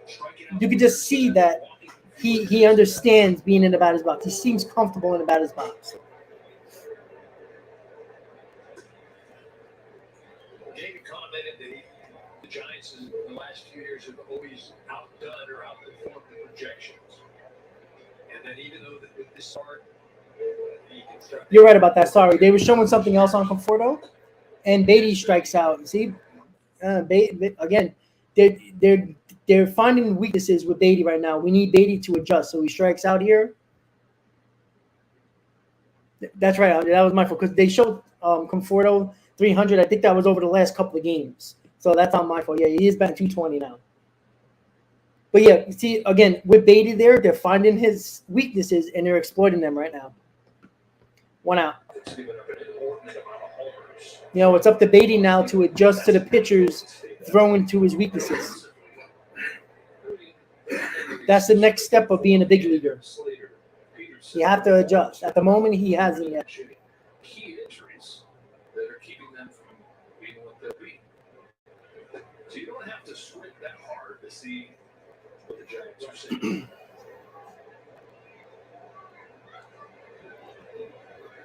It's just, what does that become? Why is it enough? No, well, that's the thing. What is it? You know, it's interesting because David mentioned, If only, Frank. you know, we've been better than our projection. If it was only that easy. Projection is 500 or right around there, then okay, but the hope and the expectation is always get better. You know, ground ball should be 2 outs. 2 outs. But I think you look at this division, and you got 4 teams that are going to be competitive, right? You're talking about the National League West. The Padres, the Diamondbacks, the Dodgers, the Giants. I don't, Colorado is. Yeah, well, again, you know, Nito is not an everyday catcher. It's in a situation here where he kind of has to be, even though I don't think so. I think he should play Alvarez every day. And at least, Alvarez might, jump into one and hit it over the fence. That's why I think you should play Alvarez every day. Because Nito hasn't been that great behind the plate either to warrant his 200 average. At 415, like win or no win, that's still a vote, right? He's just seeing the ball well. Nimmo ground ball should end the inning, and it does. So a quick inning for Webb there in the 5th. Mets do not score in the 5th inning. Going to the bottom of the 5th, 6-2 Giants. So the situation that we were talking about, right, when it comes to Nito, right? Unfortunately, Narvaez, I thought he was going to be a hell of a lot better than James McCann. You saw early on, he provided a little bit more of an on-base, putting the bat on the ball. He doesn't strike out a lot. A situation where I thought that would have been better for us in the bottom of the order. He got hurt. Can't really do much about that. Nito and Alvarez are your catchers. Again, Buck doesn't trust Alvarez enough for whatever reason. Again, right or wrong, he doesn't trust Alvarez enough to be an everyday player. But I think if you bring him up, you should play him every day. Again, at least there's no threat of Nito hitting the ball over the wall, right? He's a bad hitter, and there's no threat. At least with Alvarez, doesn't look good at the plate, but there's a situation where he can, lean into one and hit one over the wall, even when he's not looking good at the plate. So that's the threat that he would, provide in the bottom of the order.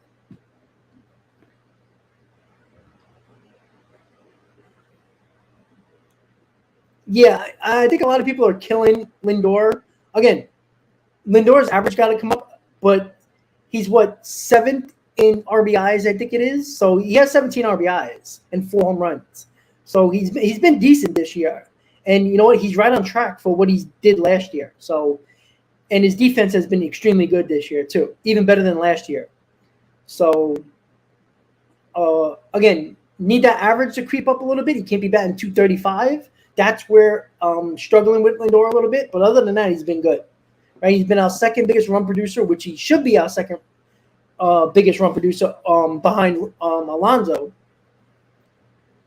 Correct, Andre. And that's the problem with Nito. Sorry, guys.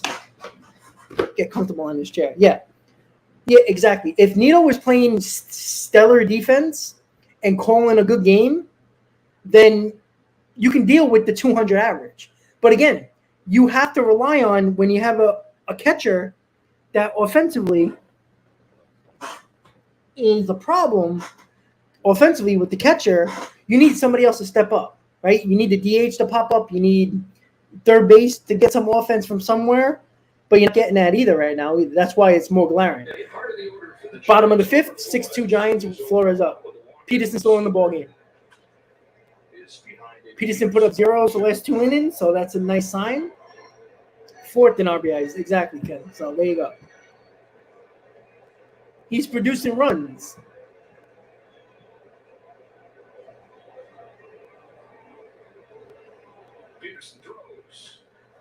And that might be out of the ballpark, and it is 7-2 Giants. Flores with a home run. Another hanger by Peterson that has just killed him this year. Third home run of the season by Flores.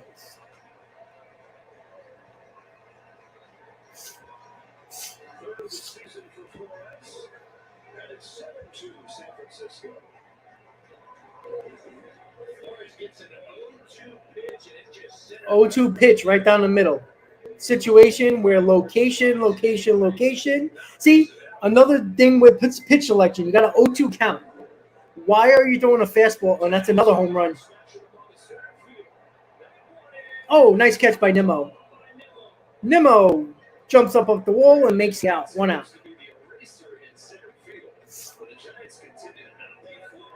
You know, same thing. The same thing with the at bat. Again with Flores, 0-2 count. You're throwing a fastball, which makes no sense. That's a situation where you throw a breaking ball and see if he fishes for it. So pitch selection is a huge issue with Nito and Peterson.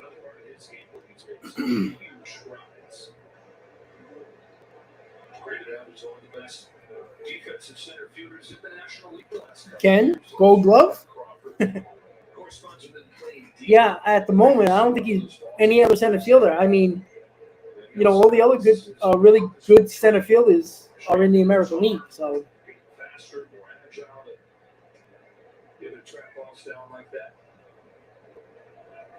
that's one of the reasons why the Mets bet on him. Not necessarily the physical attributes, but the personality, the characteristics, the wanting to get better. That's fine. I'll take it every day of the week, Ken.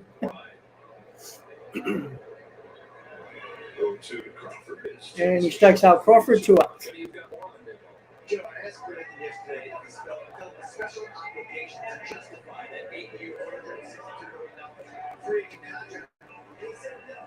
He simply felt I didn't say decent, Ken. The Mets coaches always tell me, you are better than you think you are. And Eric, you're going to love this. Minow cites a quote from the late John Wood.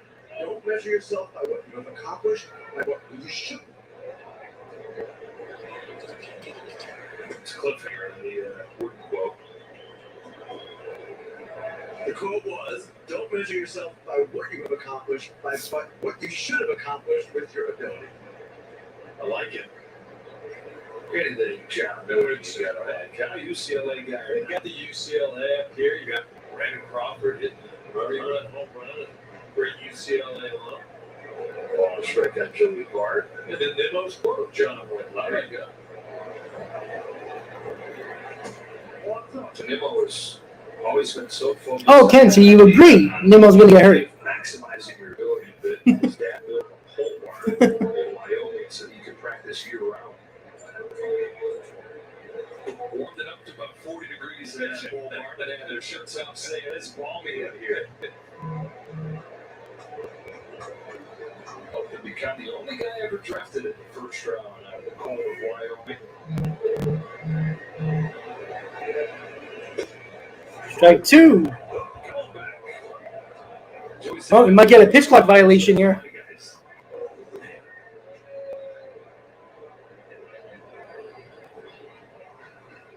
See, I don't know why they reset the clock in that spot. That's a situation where the batter got to get back in the box. I don't understand why they do it, why they stop the clock there. It's the batter's fault for throwing a bat, thinking it was a ball. Strike three, nice pitch. So, unfortunately, another run by a home run by the Giants. 7-2 Giants. Getting to the top of, where are we right now? We're in the top of the sixth. Mets down by 5.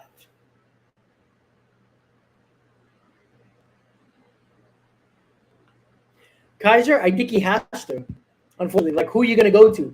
Dylan Bundy, who has like a 70 ERA in AAA? There's nothing else to go to unless the Mets sign Madison Bumgarner and hope that if he's just as dead as Peterson, at least Bumgarner can give you innings. That's the difference. You know, Peterson, even though he's dead, he gave you 5 innings, right? I mean, it's not great at all. No, I don't think so, Ken. He's got extremely better. This is another world for Nimmo. This is a world where I don't think anybody thought Nimmo could be even higher. But if he stays this way and stays healthy, there's no complaints from me. Problem is, let's see if he stays healthy, because he's done it once in his career. We talked about that with Judge, right? If Aaron Judge don't stay healthy, I don't care what he does on the field, right? You play 110 games every year. You're missing 50 games. That's a problem. But he's healthy right now, and that's important, right? 22 games in, he's still healthy, so that's the important part. And remember, we saw that scare in spring training. Thank God he was, because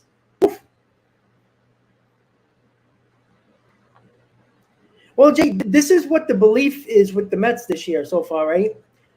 Honestly, they're not out of any game. Well, see, Ken, that's where I don't agree with Tierney, but the problem is they're two different type of center fielders, right?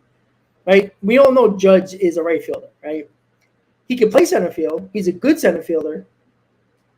At this moment, Nimmo has been extremely better. Like, it's hard to argue that point. The point is, I don't see why anybody, like, can't everybody be good in their own way, right? Well, yeah. Well, it's up to the Met fans to vote for Nimmo, right? All right, here we go. Top of the 6th, 7-2 Giants. As we go to the 6th inning, and Logan Webb delivers strike 1 to Starling Marte. 2, 3, and 4 for the Mets in the 6th. Marte in his first game back from missing a few with the neck injury is 1 for 2. Well, Ken, he's got to do it more than 1 year. That's the problem. He's got to stay healthy. He has not done that in his career. He's got to prove everybody wrong. He's got to stay healthy. Can't play 100 games and say it's a good year. He has 6 runs in the first 2 innings for the Giants. Logan Webb on the hill.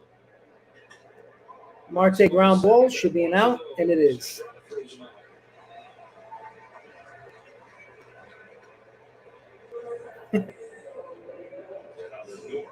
Ken, I like that comment. Don't miss that one, Joe. The A's and the Angels, Ohtani and Trout, Monday night on FX1. I'll be there, all right. Lindor hits a shot, but not far enough. 2 outs. Here comes Pete Alonso. That's a bit of a tease, but take a guess, folks. Oh, they're comparing Judge and Alonso. More RBIs, more home runs, and everything is right on par. 1 home run title, 2 All-Star games, Rookie of the Year. Alonso has hit more home runs than Judge. But the point is, Pete Alonso doesn't get as much praise as Oh, yeah. Well, yeah, he has a better arm. Yeah, I mean, we can agree with that. Home runs and RBIs since 2019. Ouch. I think for me, the thing that's more impressive is that he continues to get better. I think just even in the early part of this season, the ability to control the strike zone. I mean, Pete Alonso is already less than 100 RBI, 100 home runs away from Darryl Strawberry in the home run leader for the Mets.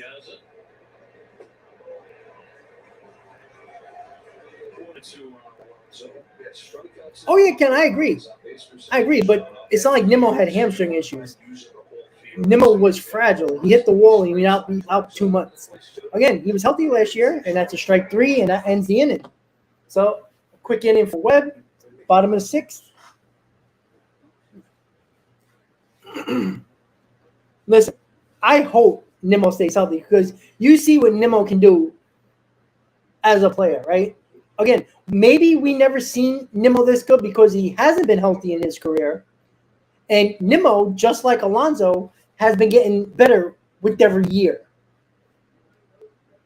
And that's what I love to see with players. And I think that's important for Nimmo. But again, the biggest concern with Nimmo, with giving him that contract, he has to stay healthy. Production was never an issue.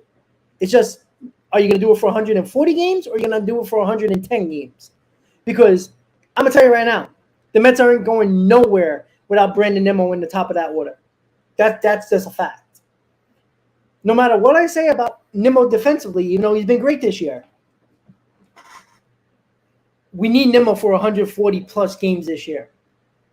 And if he's not, the Mets are going to have problems. It's just that simple. What I love about Nimmo, and the same reason why I defend Pete Alonso with every breath I have, is the fact that Alonso, whatever he needed to do to get better, he's gotten better. They talked about his defense. He worked on that, got better. Got it much better, actually. Same thing with his offense. What was the problem with Pete Alonso? Oh, he's just a power hitter. He doesn't hit for average. Well, guess what? His average, extremely high, got extremely better last year, which what I wanted to see. Not only was the RBIs there, not only was the home runs there, but he batted over 270. Huge deal. That's puts Pete Alonso at another level. If he bats 280 or higher and hits 40-plus bombs and over 100 RBIs, that's MVP caliber. That's where Pete Alonso is at the moment. When it comes to Nimmo, Nimmo stays healthy. But again, Ken, it doesn't matter if it's freaky or not. Weird injuries. The problem is it's injuries. That's called injury prone no matter how it goes, right? Judge the same thing. Judge didn't have hamstring injuries, right? Judge dove for a ball and broke a rib, right? Those are weird injuries. You just have to. The problem that we talked about, Judge just has to stay on the field, and he has. Now Nimmo does. Doing it for 1 year is nothing. You got to continue to do it, and I hope he does. Edwin Uceta is in the game for the Mets to replace Peterson. That's a fly ball, and Canada makes the catch.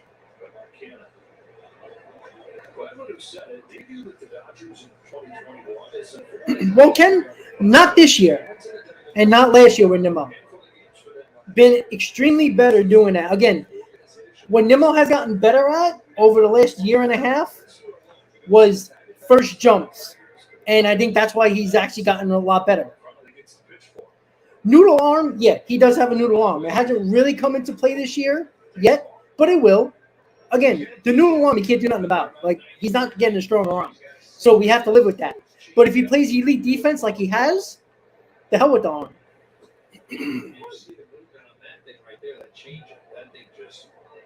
Canada's good. Canada gets to everything.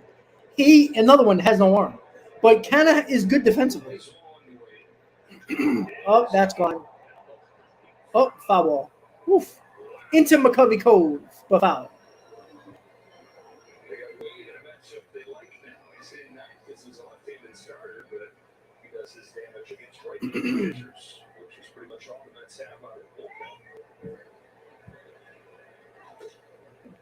He's at 2-1.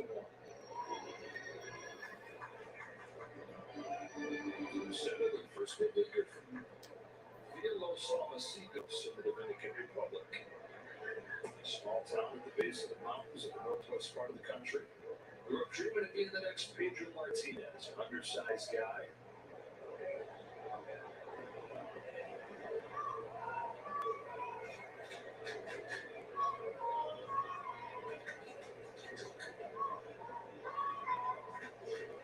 This 3-2. This is away. And ball four.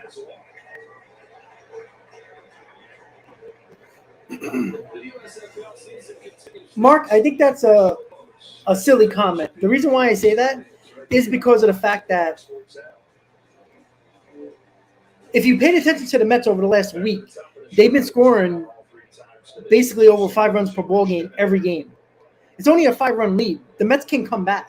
If you're a Giants team who lost 8 and 9, and you're Webb, and you're the ace of the staff, you don't want to give any opportunity for a team that's been red hot to come back. You said he's been really their best player so far this season. Oh, what? Ripping him offensively? No, I won't do that. We know. Look, Nimmo will get into a slump. I mean, he's human. But I never killed Nimmo offensively. Never.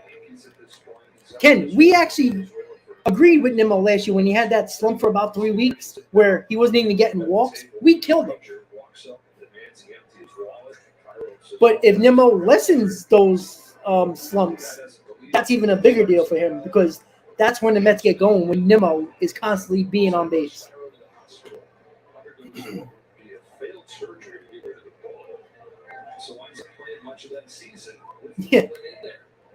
Yeah, kind of is a weird player. Oh, nice pitch. Wow, you said I got some nice stuff. Happy ending to it, though. A year later, he's wearing pinstripes. Made the leagues for the Yankees. A couple years after that, Mark, they actually can afford to lose this game. I don't know why you would say that. They're 7-1 on this road trip.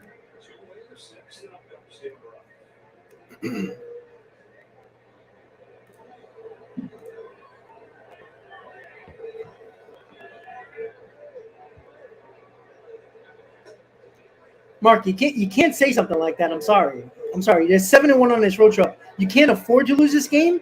This is the game you can afford to lose with the ace of the staff for the Giants on the mound. You come out tomorrow, you win 3 out of 4. You're 8-2 on the road trip. You can't be mad about that.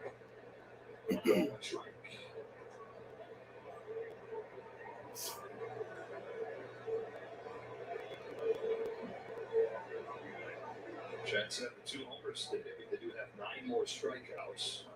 Running the major league lead in total even higher. It's by wide stretch that they lead the majors in strikeouts. This Uceta kid got some good stuff.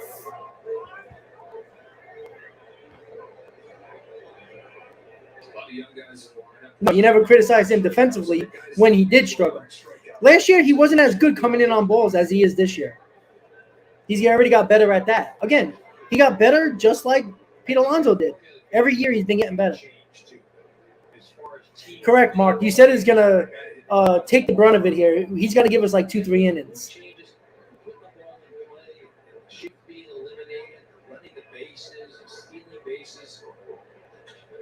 Again, this is where the trolls and the bandwagon Met fans are going to be like, oh, we can't lose this game. We go 8-2, and they're going to nitpick on this game, which is stupid. It's hard to win. It's hard to sweep a 4-game series. I don't care who you're playing.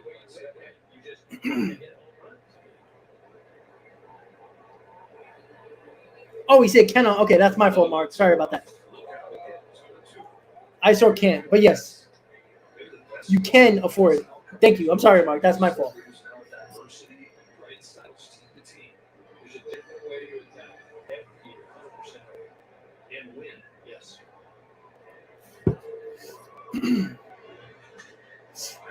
Ground ball should end the inning, and it does. All right, top of the 7 coming up. And the Mets in the next 3 innings put some rallies together to get back into this ball game. 5, 6, 7. McNeil, Canna, Vogelback. Those 3 guys actually have been getting on base. The problem is in this game they gotta stop making stupid base running moves.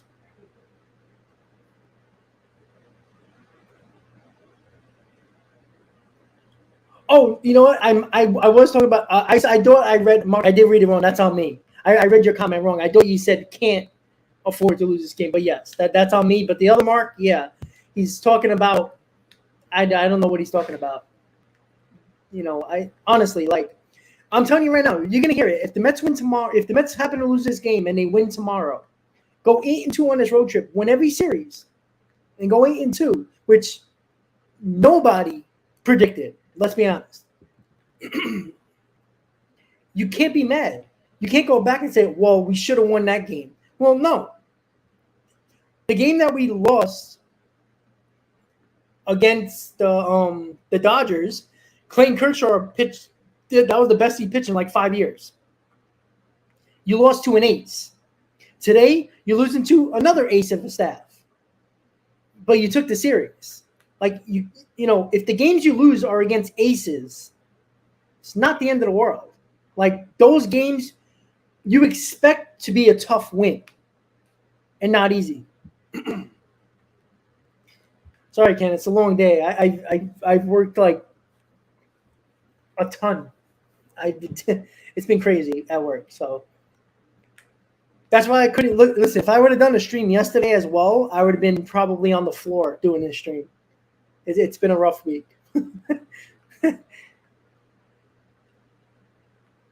Well, because I wouldn't say he's worth playing every day, but you see, like that was a bad play by Beatty. Beatty hasn't had a mistake in the field as of yet, except that last one where he didn't put the body in front of the ball. Rookie mistake. Look, you got to learn to put the body in front of the ball. You know, the ball took a bad hop. If it hits you in the body, it falls in front of you, you have a play still. All right, top of the seventh, 7-2 Giants. See if the Mets can make a rally here. Let's go. First win of the year. Top 7-2 Giants. Jeff McNeil leads off. That takes ball one. Buchanan and Vogelback 2 up in this inning. Webb sitting at 86 pitches. Well, Mark, yeah. I mean, in reality, yeah. You know, we lost one more game than 60 games last, right? We won what? We were 101 wins, right? So we had what 100. We had exactly 60 losses, right? 61 losses. So, well, yeah, Sue, good point. Exactly. The Mets averaged just under 5 runs this year, 4.75. This year, they're averaging a little over 5. Ground ball right to the pitcher, 1 out.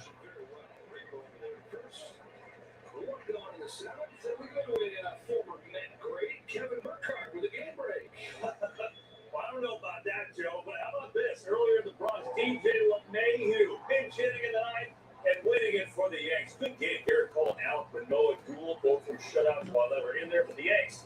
Second walk-off in the last 4 games, 3-2 the final. Joe and EK, back to you guys. Yeah, I'm fine with that, Mark.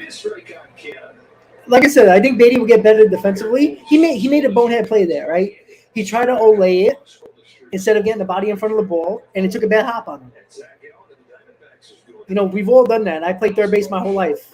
I've done that before too. 2 outs. So I get that.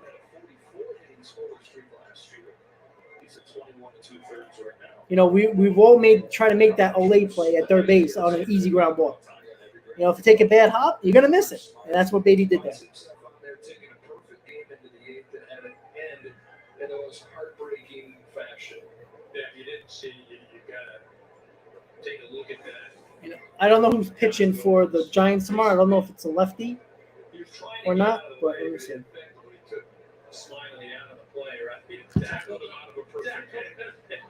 So Strickland is pitching tomorrow with a 7.5 ERA. Right-handed pitcher. So I expect Beatty to be in the lineup tomorrow. But again, would Buck do that? I think Beatty will play again tomorrow.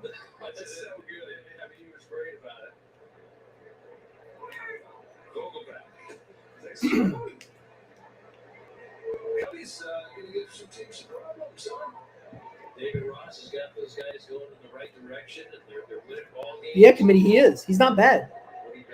I mean, he's the ace of their staff. I mean, this guy is not a scrub. Didn't he win a Cy Young like 2 or 3 years ago? He's a really good pitcher.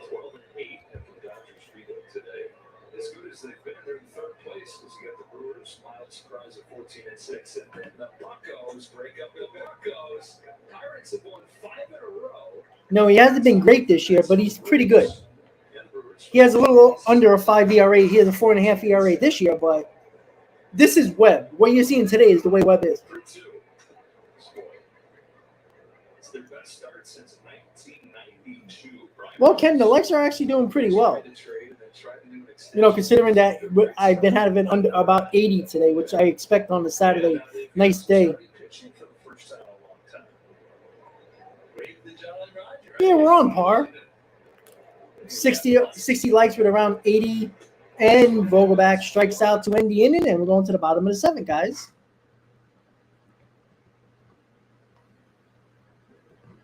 Bouncing on 2 o'clock. Again, you know what's funny? I think the Mets have played like the longest games since the pitch clock this year. It seems like all their games are around closer to 3 hours. Then, yeah, the Pirates, man, they got a good young team. It's unfortunate that O'Neal Cruz was got hurt, because that Pirates team can be even good, especially in the Central. That's not great. Logan, I think he was, Ken. I think he was. I think so.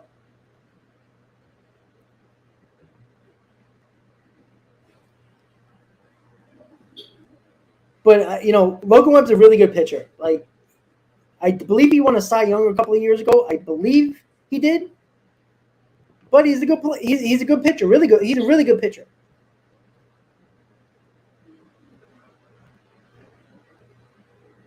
So going to the bottom of the 7th, 7-2 Giants. It's one of those games where Webb looks pretty good. Mets ran themselves out of 2 innings. That could have been potential rallies. The game could have been a lot different if they didn't run themselves out of an inning, but things happen. Mets have not played a crisp game today. You know, defensively, you know, Beatty made that one play, but it really didn't hurt us in the game. Peterson, I mean, you have to blame Peterson in this game, right? Can't give up 7 runs here and expect your team to come back and win for you, right? You got to be better than that. You know, he pitched better the final 2 innings, but again, you know, you can't give up 6 runs and expect your offense always to come back. You know, the last game Peterson gave up 6 runs, the Mets came back and won the ball game. You know, you can't expect that all the time. You know, give me 3 or 4 runs. That's, I can see, you know, give me 5 runs, 3 or 4 runs, and I'm like, all right, let's get the offense going. But you can't give up 6 runs every game and expect your offense to come back every single time. That's not fair to make your offense do that. So I you know, you got to be better. And look, there ain't nowhere else to go besides Peterson, unless you're gonna bring up Dylan Bundy or sign Madison Bumgarner to a league minimum. Consuelo, I wish they could, but they don't have nobody else to pitch. So Cannon's having a problem seeing that ball. Whoa, what a nice play to recover from the sun in the eye. 1 out.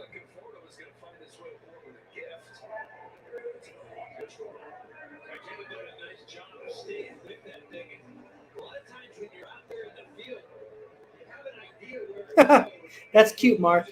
Well, Mark, you don't have to be here, right? And now you're done. And by the way, I didn't time you out. The moderator did. So go home. People are so stupid. Like you get mad. This is my channel. Stop telling me what to do with my channel. If you don't like it, you don't have to be here. I tell everybody that. All right? I don't kiss anybody's ass. All right? And I won't kiss yours either. Ramon, how you doing? I'm sorry. I don't ask anybody to be here. It's your choice. Free country. Last time I checked.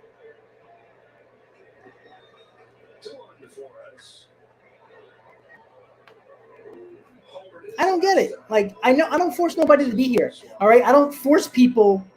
I don't answer your comments if only you give me a super chat like some people. If you want to be that person, go ahead. Go. Bye. I don't care.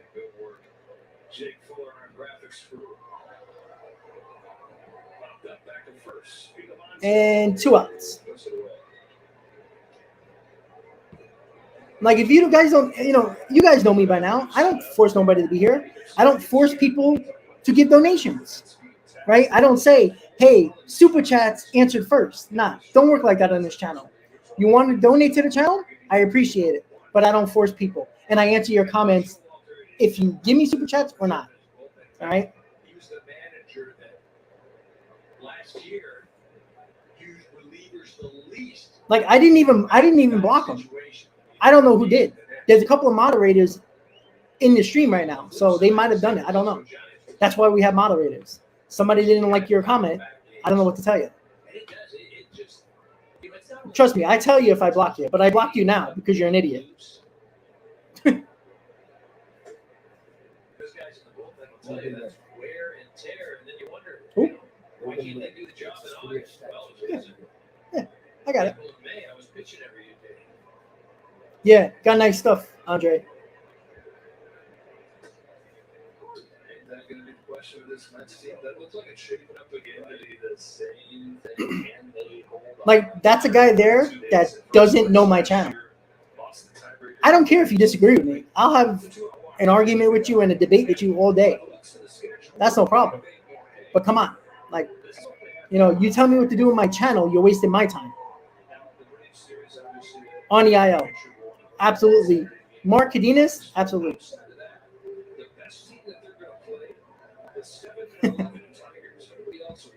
Like that's not affecting me. Like go unsubscribe. That's on you. No, Ken, I don't. But you know what? There's some people that might not be commenting that are moderators that, for whatever reason, they timed them out. I didn't block them that first time. Second time, you're gonna be a dick and tell me what to do on my channel. You'll get blocked. I have no problem with you giving your opinion.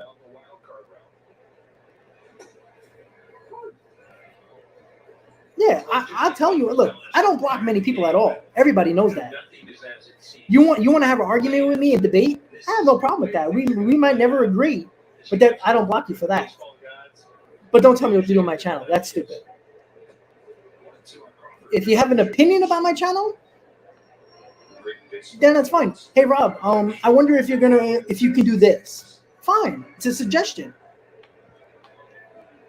But oh, by the way, I am the second biggest Mets channel on YouTube. I mean, come on, like let's go. So I don't gloat about that. I have no reason to. I do this because I love it.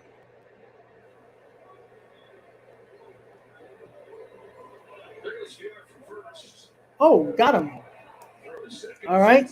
Quote stealing by nice throw by Nito to end the inning, going to the top of the 8th. That's down by 5. Yeah, once again, guys, you guys know this, right?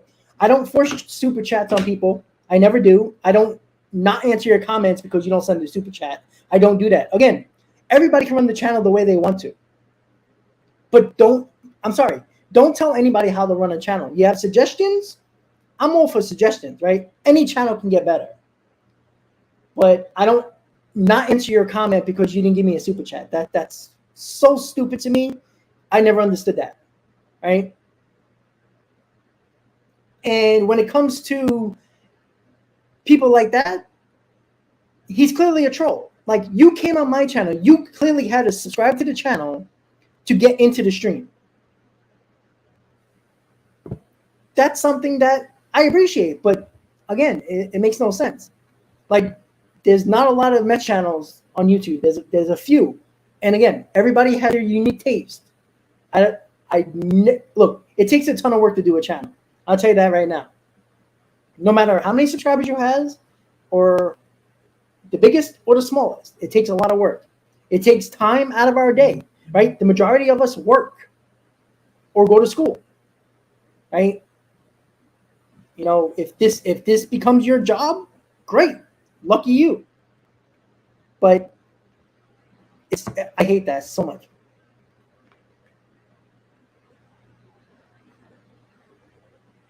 Yeah, exactly, Frank. Like I said, everybody has their unique taste, and everybody likes what they like.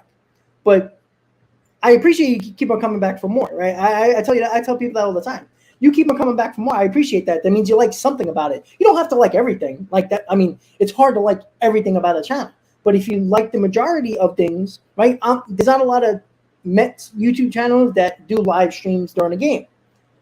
And I know that, and that helps my channel, but I like to do this as well. You know, if I could do it every day, I would. But again, YouTube is not my job, my primary. So, you know, for what it's worth, I have a full-time job, and to get to the point where I'm at now, which I never thought I would get to, is kind of cool. But it's not like I don't appreciate you guys. I think that's crazy to me. All right, so Scott Alexander is coming out of the bullpen. Webb is done. 5-run lead for the Giants. Ground ball, and that's a base hit by Beatty. Good at bat by the left-hander. Leadoff hit. Ken, come on, second grade.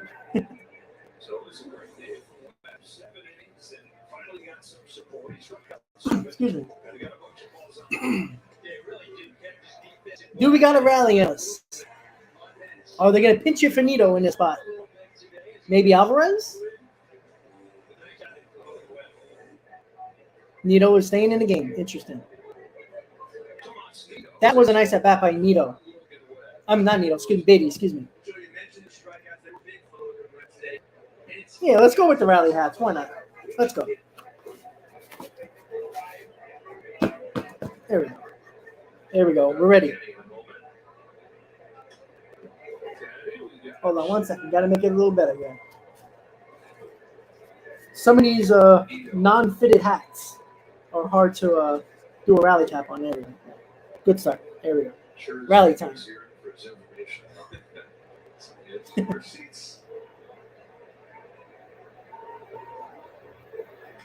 Oh, that's a bump by Nito. That's a base hit. Yeah. And the runner goes to third. First and third, nobody out. Hey, Nito did that a lot last year. There we go. Now the top of the order is up. Thank you, Steven. Well, it doesn't pay a lot of bills, but it helps.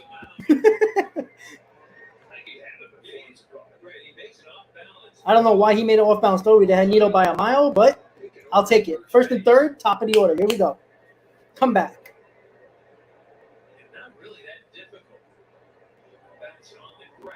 I'm gonna give credit to somebody that said they put the rally cap on. Whoever said that, I'm not taking credit for it. Bloop and a blast, or a bunt and a blast.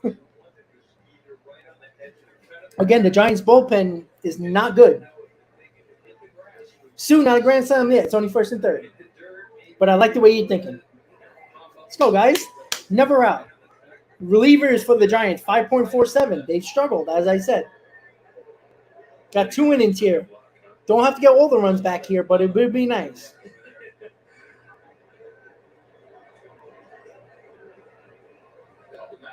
Oh, and guys, by the way, Monday, the free giveaway for the Mets T-shirt with the name on the back will be put up on Monday. The video, just so everybody knows. I already know the winner because I already did the video, but I'm gonna put it out there on Monday on the off day. I thought that would be the best day to do it. Come on, Brandon, base it, baby.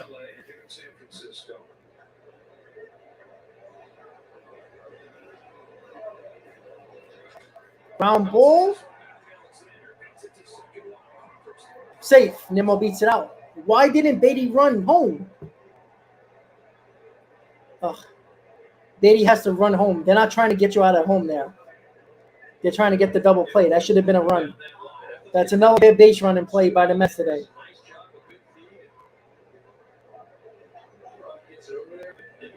Beatty has to score on that play. They're not looking to get the runner out at home there. Good hustle by Nimmo. First and third, 1 out.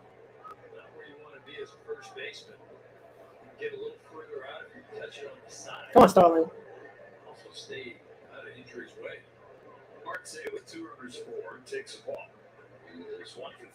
Committee, I don't like the rookie mistake on that one. You play baseball all your life. That doesn't change. Base running doesn't change. That's a situation where he didn't understand the situation there. They're trying to get a double play. They don't care about that run. And that's a base hit. All right, here we go. 7-3. First and second, 1 out. with Lindor and Alonso coming up. Come on.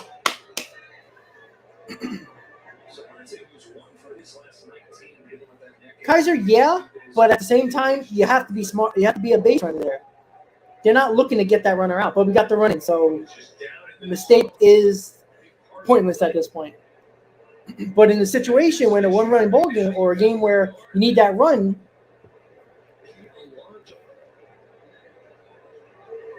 all right. Come on, Frankie. Down by 4. Lindor gets on here. Tying run coming to the plate. Lindor's batting right-handed. I love Lindor batting right-handed in that spot.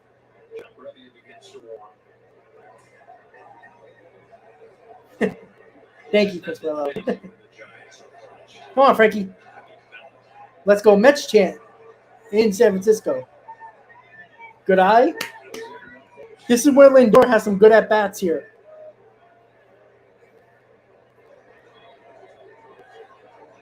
Steve, your lips to God's ears.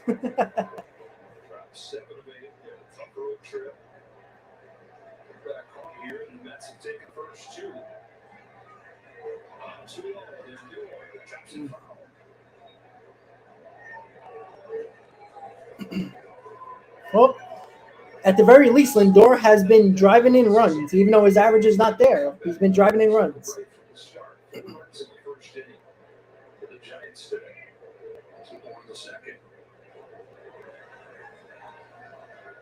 Anytime, Joe. I do my best. Ball 3. All right, come on.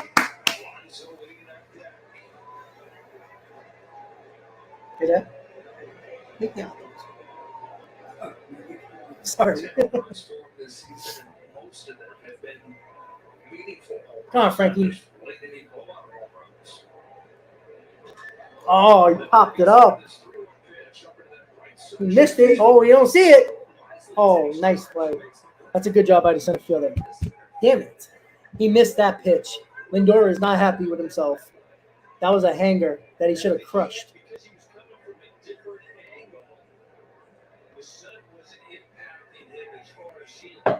Damn it.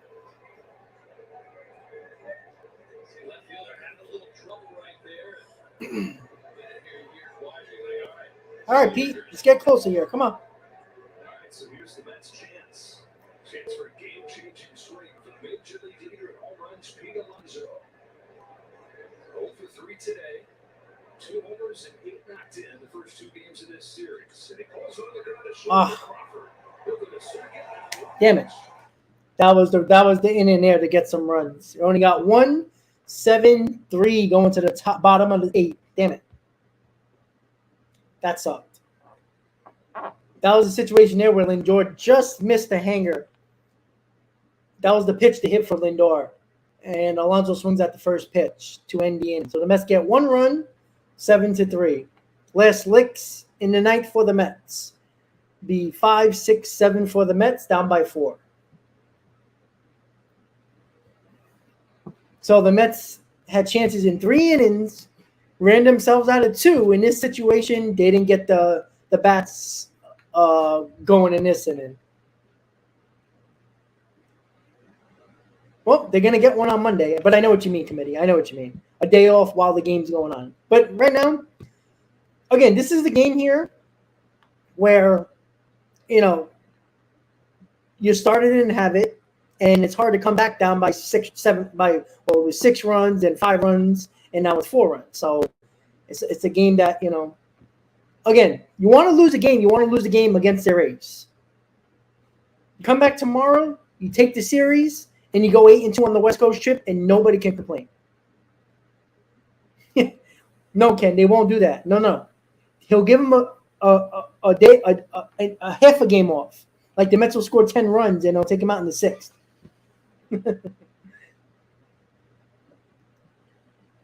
But you know what? Tomorrow will be a day where he should DH Alonso, but he probably won't because you can put Vogel back in the lineup because of the right-hander. I would DH P. Alonso tomorrow, and whoever you want to play first base. Canna has played first base. Maybe I don't think you'll put Vogel back there. That's a great poll. Well, Sue, you know what? That was a good pitch to hit. He just missed it. He got under it.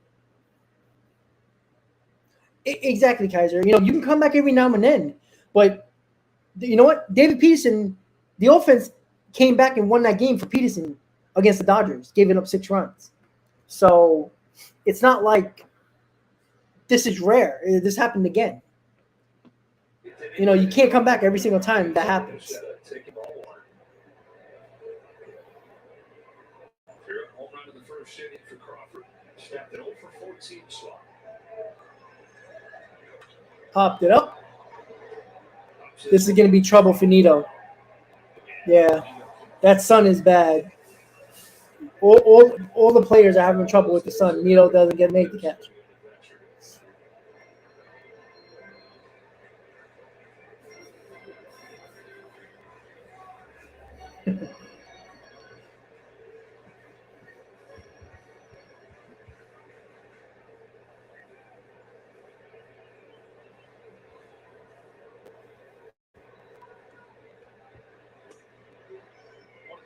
I don't know, but I know you said it's probably going to get sent, probably not going to be able to pitch for the next 2 days, but he got some good stuff.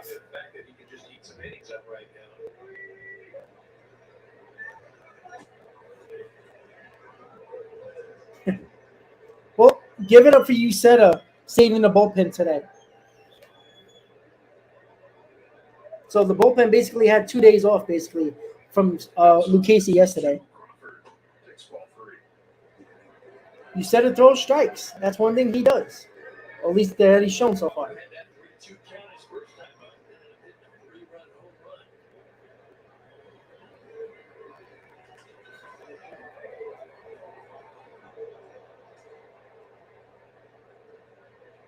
Season with the Giants, and lasted a 2-year deal that he signed after the resurgence in 2021. Nice pitch, strike 3. Nice fastball. 1 out. But Joe P. Alonso has some company atop the home run leaderboard because today in Chicago, Max Muncy went yard in the 7th for his first of the game, and then number 2 in the 9th. He's now got 10 home runs on the year. What a start for him. Dodgers get a 9-4 win over the Cubs. Joe, BK. Andre, I think unless Alvarez starts to pick it up offensively, I think Tavares is going to be there. You gave him a 2-year deal for a reason.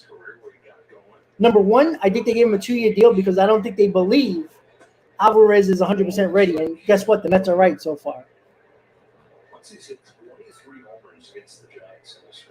So I think Tavares is going to start. Ken, that's a great point, actually. They played a bad game, yet they still had their opportunities to almost win. Exactly, Ken. And then people are not going to talk about that, Ken. You know that. The trolls that are going to kill the Mets for this game, which I'm surprised they're not here. But if they are, they'll probably come. They'll probably talk about it at some point. People are going to be pissed about this game.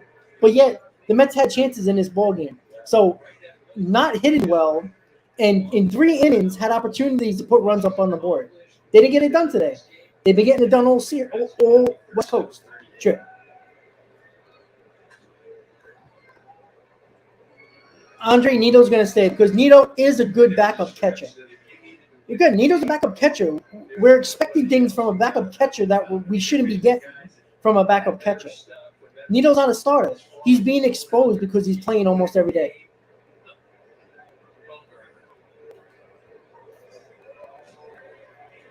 And no matter if he ever finds it again, it remains that he's one of the great postseason pitchers. Yes.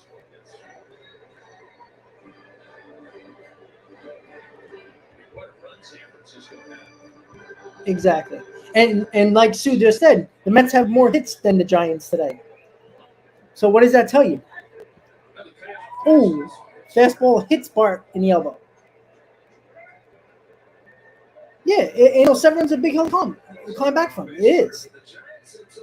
I don't care how good your offense is. But you have 8 hits, and they had opportunities. If they didn't run themselves out of those 2 innings, Who knows how this game could have turned out? The Mets might have still lost, but it might have been a closer game. Again, like Ken said, this is a sign of a good team.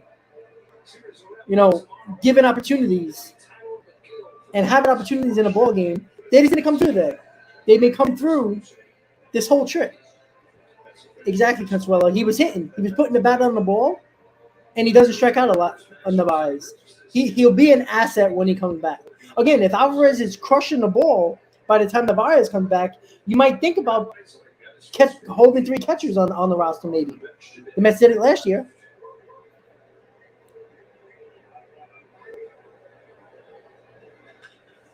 Ground ball should be a double play.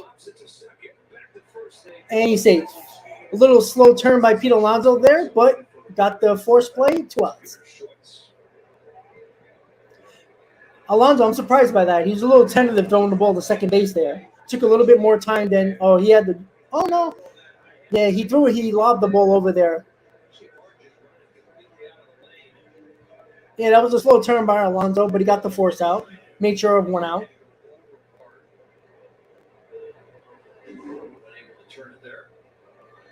Well, I don't know about extra base hits. They hit home runs in that game. They hit what? 2-run homer and two 2-run homers, I believe. And the solo. I think the majority of their runs were home runs, if I'm not mistaken.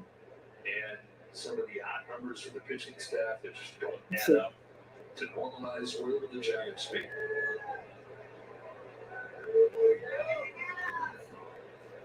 I think if things go exactly, Frank. It didn't help that Peterson couldn't get anybody out the first 3 innings. Which is part of the postseason picture. Right. Kaiser, I don't think it is. Alvarez talked about in spring training he wanted to come up with the big club. Look, I'm not going to completely kill Alvarez because I don't think he's ready, and clearly he's not. But when you're up here, you have a chance to prove yourself. You have 2 months to prove yourself. You ain't going anywhere. But you have to be better offensively. You're up here because because of the injury, and 2, because they expect you to hit. You're not doing that right now. The same thing that goes for Beatty. Beatty's up here because Escobar is struggling, and Beatty was raking in AAA. You got to perform. You get opportunities, you got to perform. All right, so that ends the 8th. The Mets have last licks in the top of the 9th. They will have up 5, 6, and 7 down by 4 runs. Yeah, man, I agree with you. I said this. Alvarez should be playing every day. Nito has shown defensively not good enough defensively to warrant him playing every day. Now, if Nito was lights out defensively and calling great games, there's an excuse not to play Alvarez every day. But Nito hasn't been good, obviously not good with the bat. And defensively and pitch selection has been a problem for Nito this year. He hasn't been as good defensively. That's why you should be playing Alvarez. Alvarez has shown you he's been better defensively than with the bat so far. So if you were worried about his defense, then it's not the problem. So put him out there. If he goes 0 for 4, it's exactly what Nito has been doing. So I would take that. But the problem is that if Alvarez is not hitting, what do? Do you just keep on going to Alvarez? I would. But we got to see something. Like, I don't think Alvarez is ready, and clearly he's not. But give him an opportunity. You're winning ball games despite your catching position anyway. So it's something that I would do, but I understand why Buck is hesitant as well. I don't agree with it, but I get it. He still believes that Nito the Mets have a better chance of winning with Nito behind the plate defensively than Alvarez. I don't agree with that right now because Nito hasn't looked as good as he did last year. Nito stepped in last year and was extremely better than what he was. He was great behind the plate, throwing runners out at a crazy pace. And he was actually performing a little bit better offensively. Bunting for hits, sacrificing guys over. He was doing something offensively, production-wise. This year he's been bad. So that's why I think you can be upset that Alvarez is not playing every day. Like Alvarez will get the start tomorrow, most likely. All right, keeping the rally hat on. Bottom top of the ninth, Mets trail 7-3. I agree with you. 100% I agree with you. I agree. He should have been in the lineup. I have no argument with you. I don't have an excuse for that. There you go, Jake. Let's go, Mets, baby. Come on. You gotta believe, guys. You gotta believe. Might lose the game, but the Mets had their opportunities.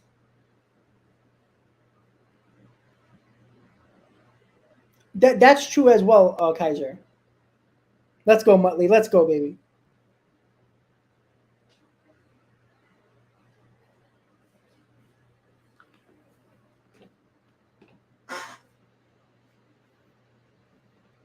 See if we can do it. 5, 6, 7 for the Mets. Sinker 97, 98, Cutter 99. Who's another no fun to hit against guy. Because it's explosive like that, but half the time he's not entirely sure where it's going, it's moving, it just. This is an uncomfortable at bat because of intimidation. And McNeil, nice play. Should be 1 out, and it is.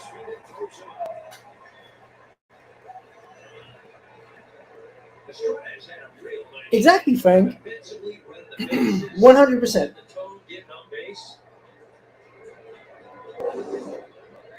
This is not easy. He gets over there and moves his feet to get his body turned properly. Makes a good throw. Nice range.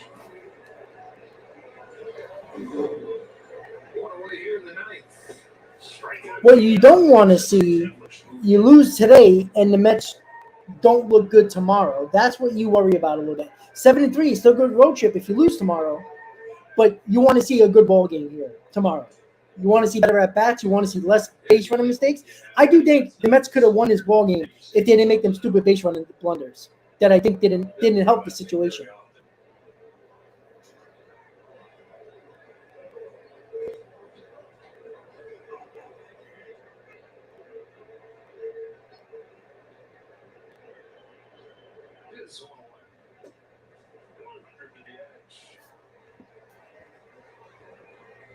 That's the thing. This year it's just been sinker cutter. The slider's been occasional.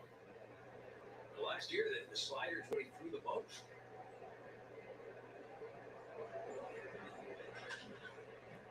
Ground ball. See if Canna can run it out, and that's a infield hit for Canna. 1 out, 1 on. Still have a chance. This game is within reach. 4 runs is within reach. Exactly, Kaiser. Nice job of getting over there, gets rid of it quickly. Approach is not on. Yeah, busted it.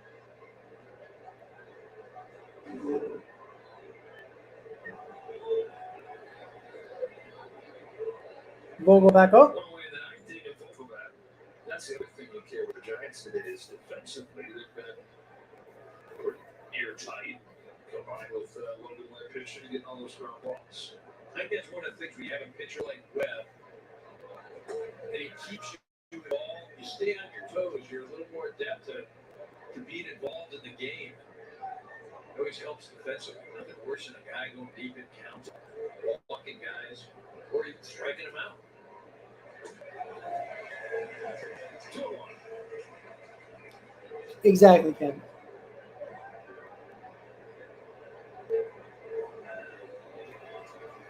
Well, I don't think it's about stealing on the catcher. I think it's the new rules that are hurting the catchers a little bit. It's almost impossible for catchers to throw people out.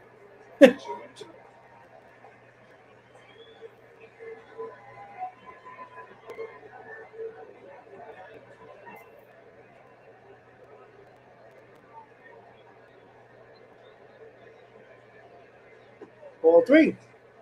Situation here where you have no problem with Vogelback taking a walk here. This is where his on-base skills come into play.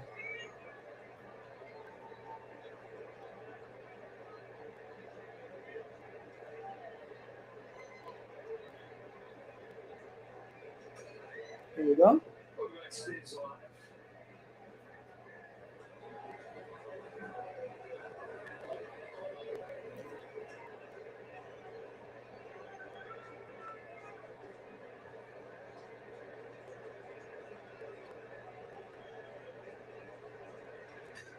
All right, Vogelback putting the good at bat together. Good ball going after it with that sinker. Nice couple of pitches right there.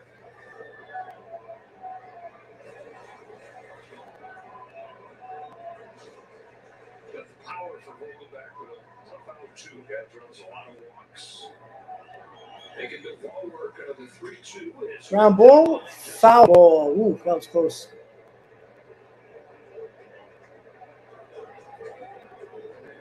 Years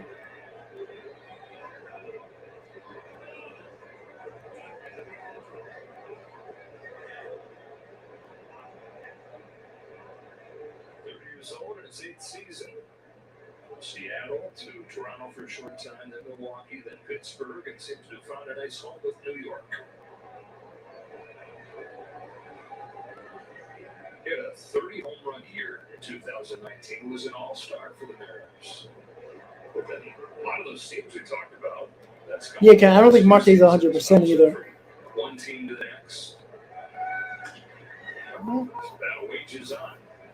Well, it's just that Nice at bat. that team want to require for a playoff run or playoff push. I think that he's somebody that I think he is somebody that can add some power, swing off the bench.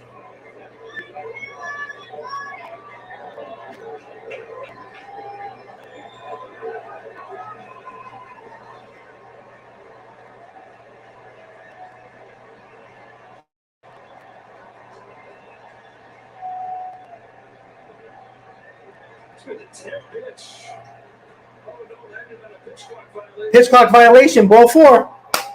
Vogelback is going to take the walk. Pitch clock violation. First and second, 1 out.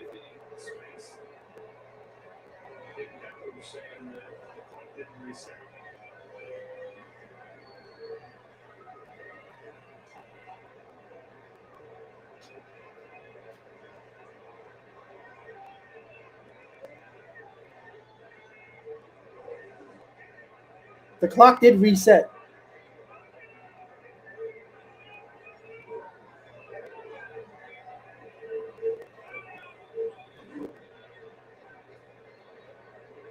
don't know about you, kid, but I've not seen a situation like this where it's been argued and the You're not supposed to argue this. violation. I have yet to either, and I'm not sure what they're asking. Obviously, we saw Gabe come out and said it didn't reset. Oh, they're calling him back. Gabe was on it. All right. Let's see, Buck.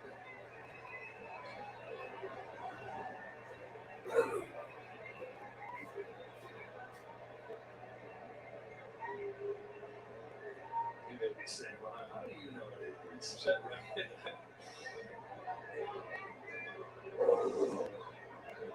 All right, so let's take a look.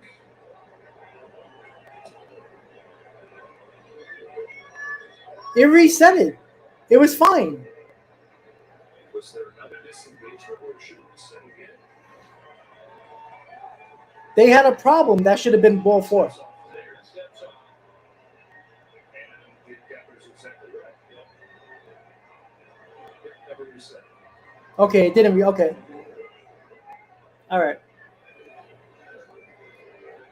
Not going to get much by Gabe when it comes to that. So okay, the pitcher did step off, and they never reset. So okay, that was a good. That was a bad play. They never reset the clock.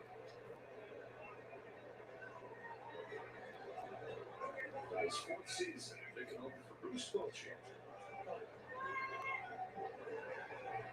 All right, here we go. All right, full count. Between Camilo Deval and Daniel Vogelback. That's trying to keep the hooks alive here in the 9th inning. And he steps off again. What we got now? All right, there's a pitch comm issue. God, can you just put down signs? Jesus. Pitch commission. I just don't get it. Not working right now.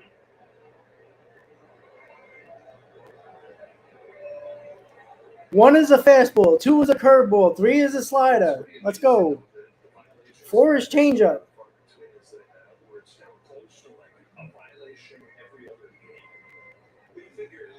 Here's the problem here. I think if the pitch count doesn't work, too bad. Put down science. We only did it in baseball for 100 years. Jesus Lord. The pitcher hasn't thrown a pitch in 5 minutes.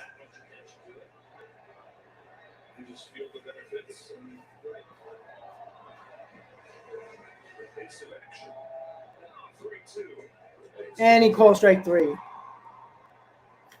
2 outs. Vogelback is pissed off.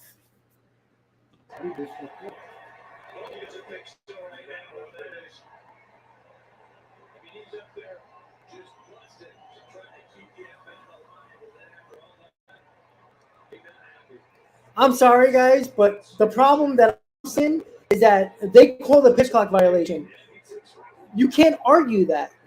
Like, it's the umpire's fault. Too bad. I just don't understand that. It makes no sense to me. 2 outs.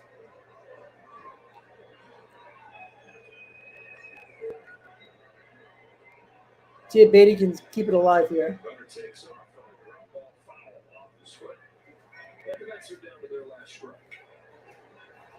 So on the verge of 4-7-2 on those field. Excellent road trip. Let's try to set up a chance of a series switch tomorrow with their season. They'll be looking for their first back-to-back wins of the year.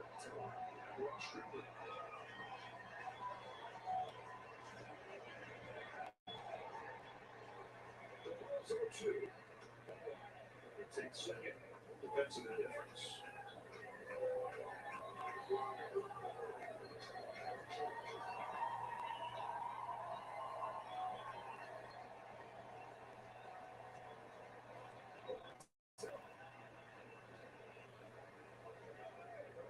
Well, Jay, the robo, I know that should have been a strike, but the robo umps wouldn't have fixed the situation with the pitch clock situation. That's the problem. I'm sorry. The umpire screwed up. That's their problem. Like, you can't stop changing a call, and you're not supposed to argue that. It's so stupid. And Beatty hits one down the line, and it's a base hit. Mets stay alive, and Canna scores 7-4. Will Mets get another base runner, and the time run could be coming to the plate. Mets are staying alive here.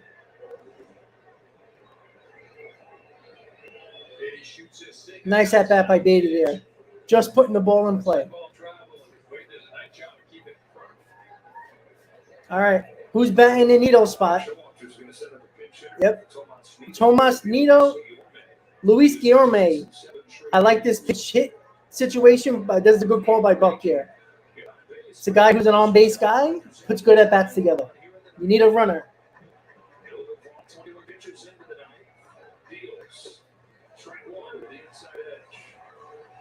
Beatty takes second base. Defensive indifference.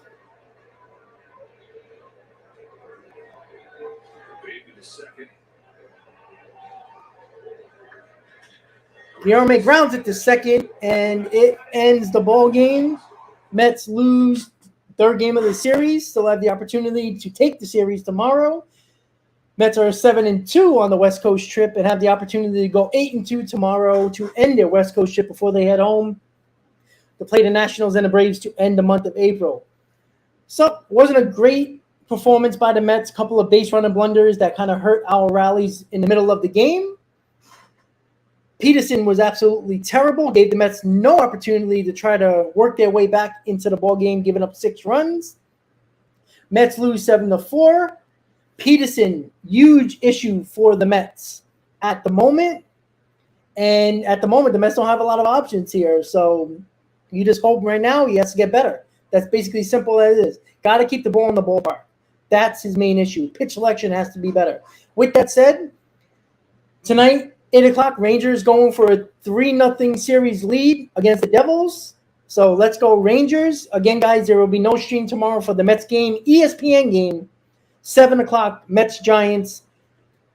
Mets can take the series 3 out of 4. We'll see what they do with Tyler McGill on the mound for the Mets. Everybody, have a great night. Mets lose 7-4. Have a great night. Let's go Mets, and I'll see you Monday night for the Shea Bridge Show with Hayden and me around 6 or 7 o'clock. Everybody have a great night. Enjoy the game tomorrow. If you're a fan of hockey, fan of the Rangers, let's see if they get that win tonight. Everybody have a great night. Let's go Mets. See you guys. Good night.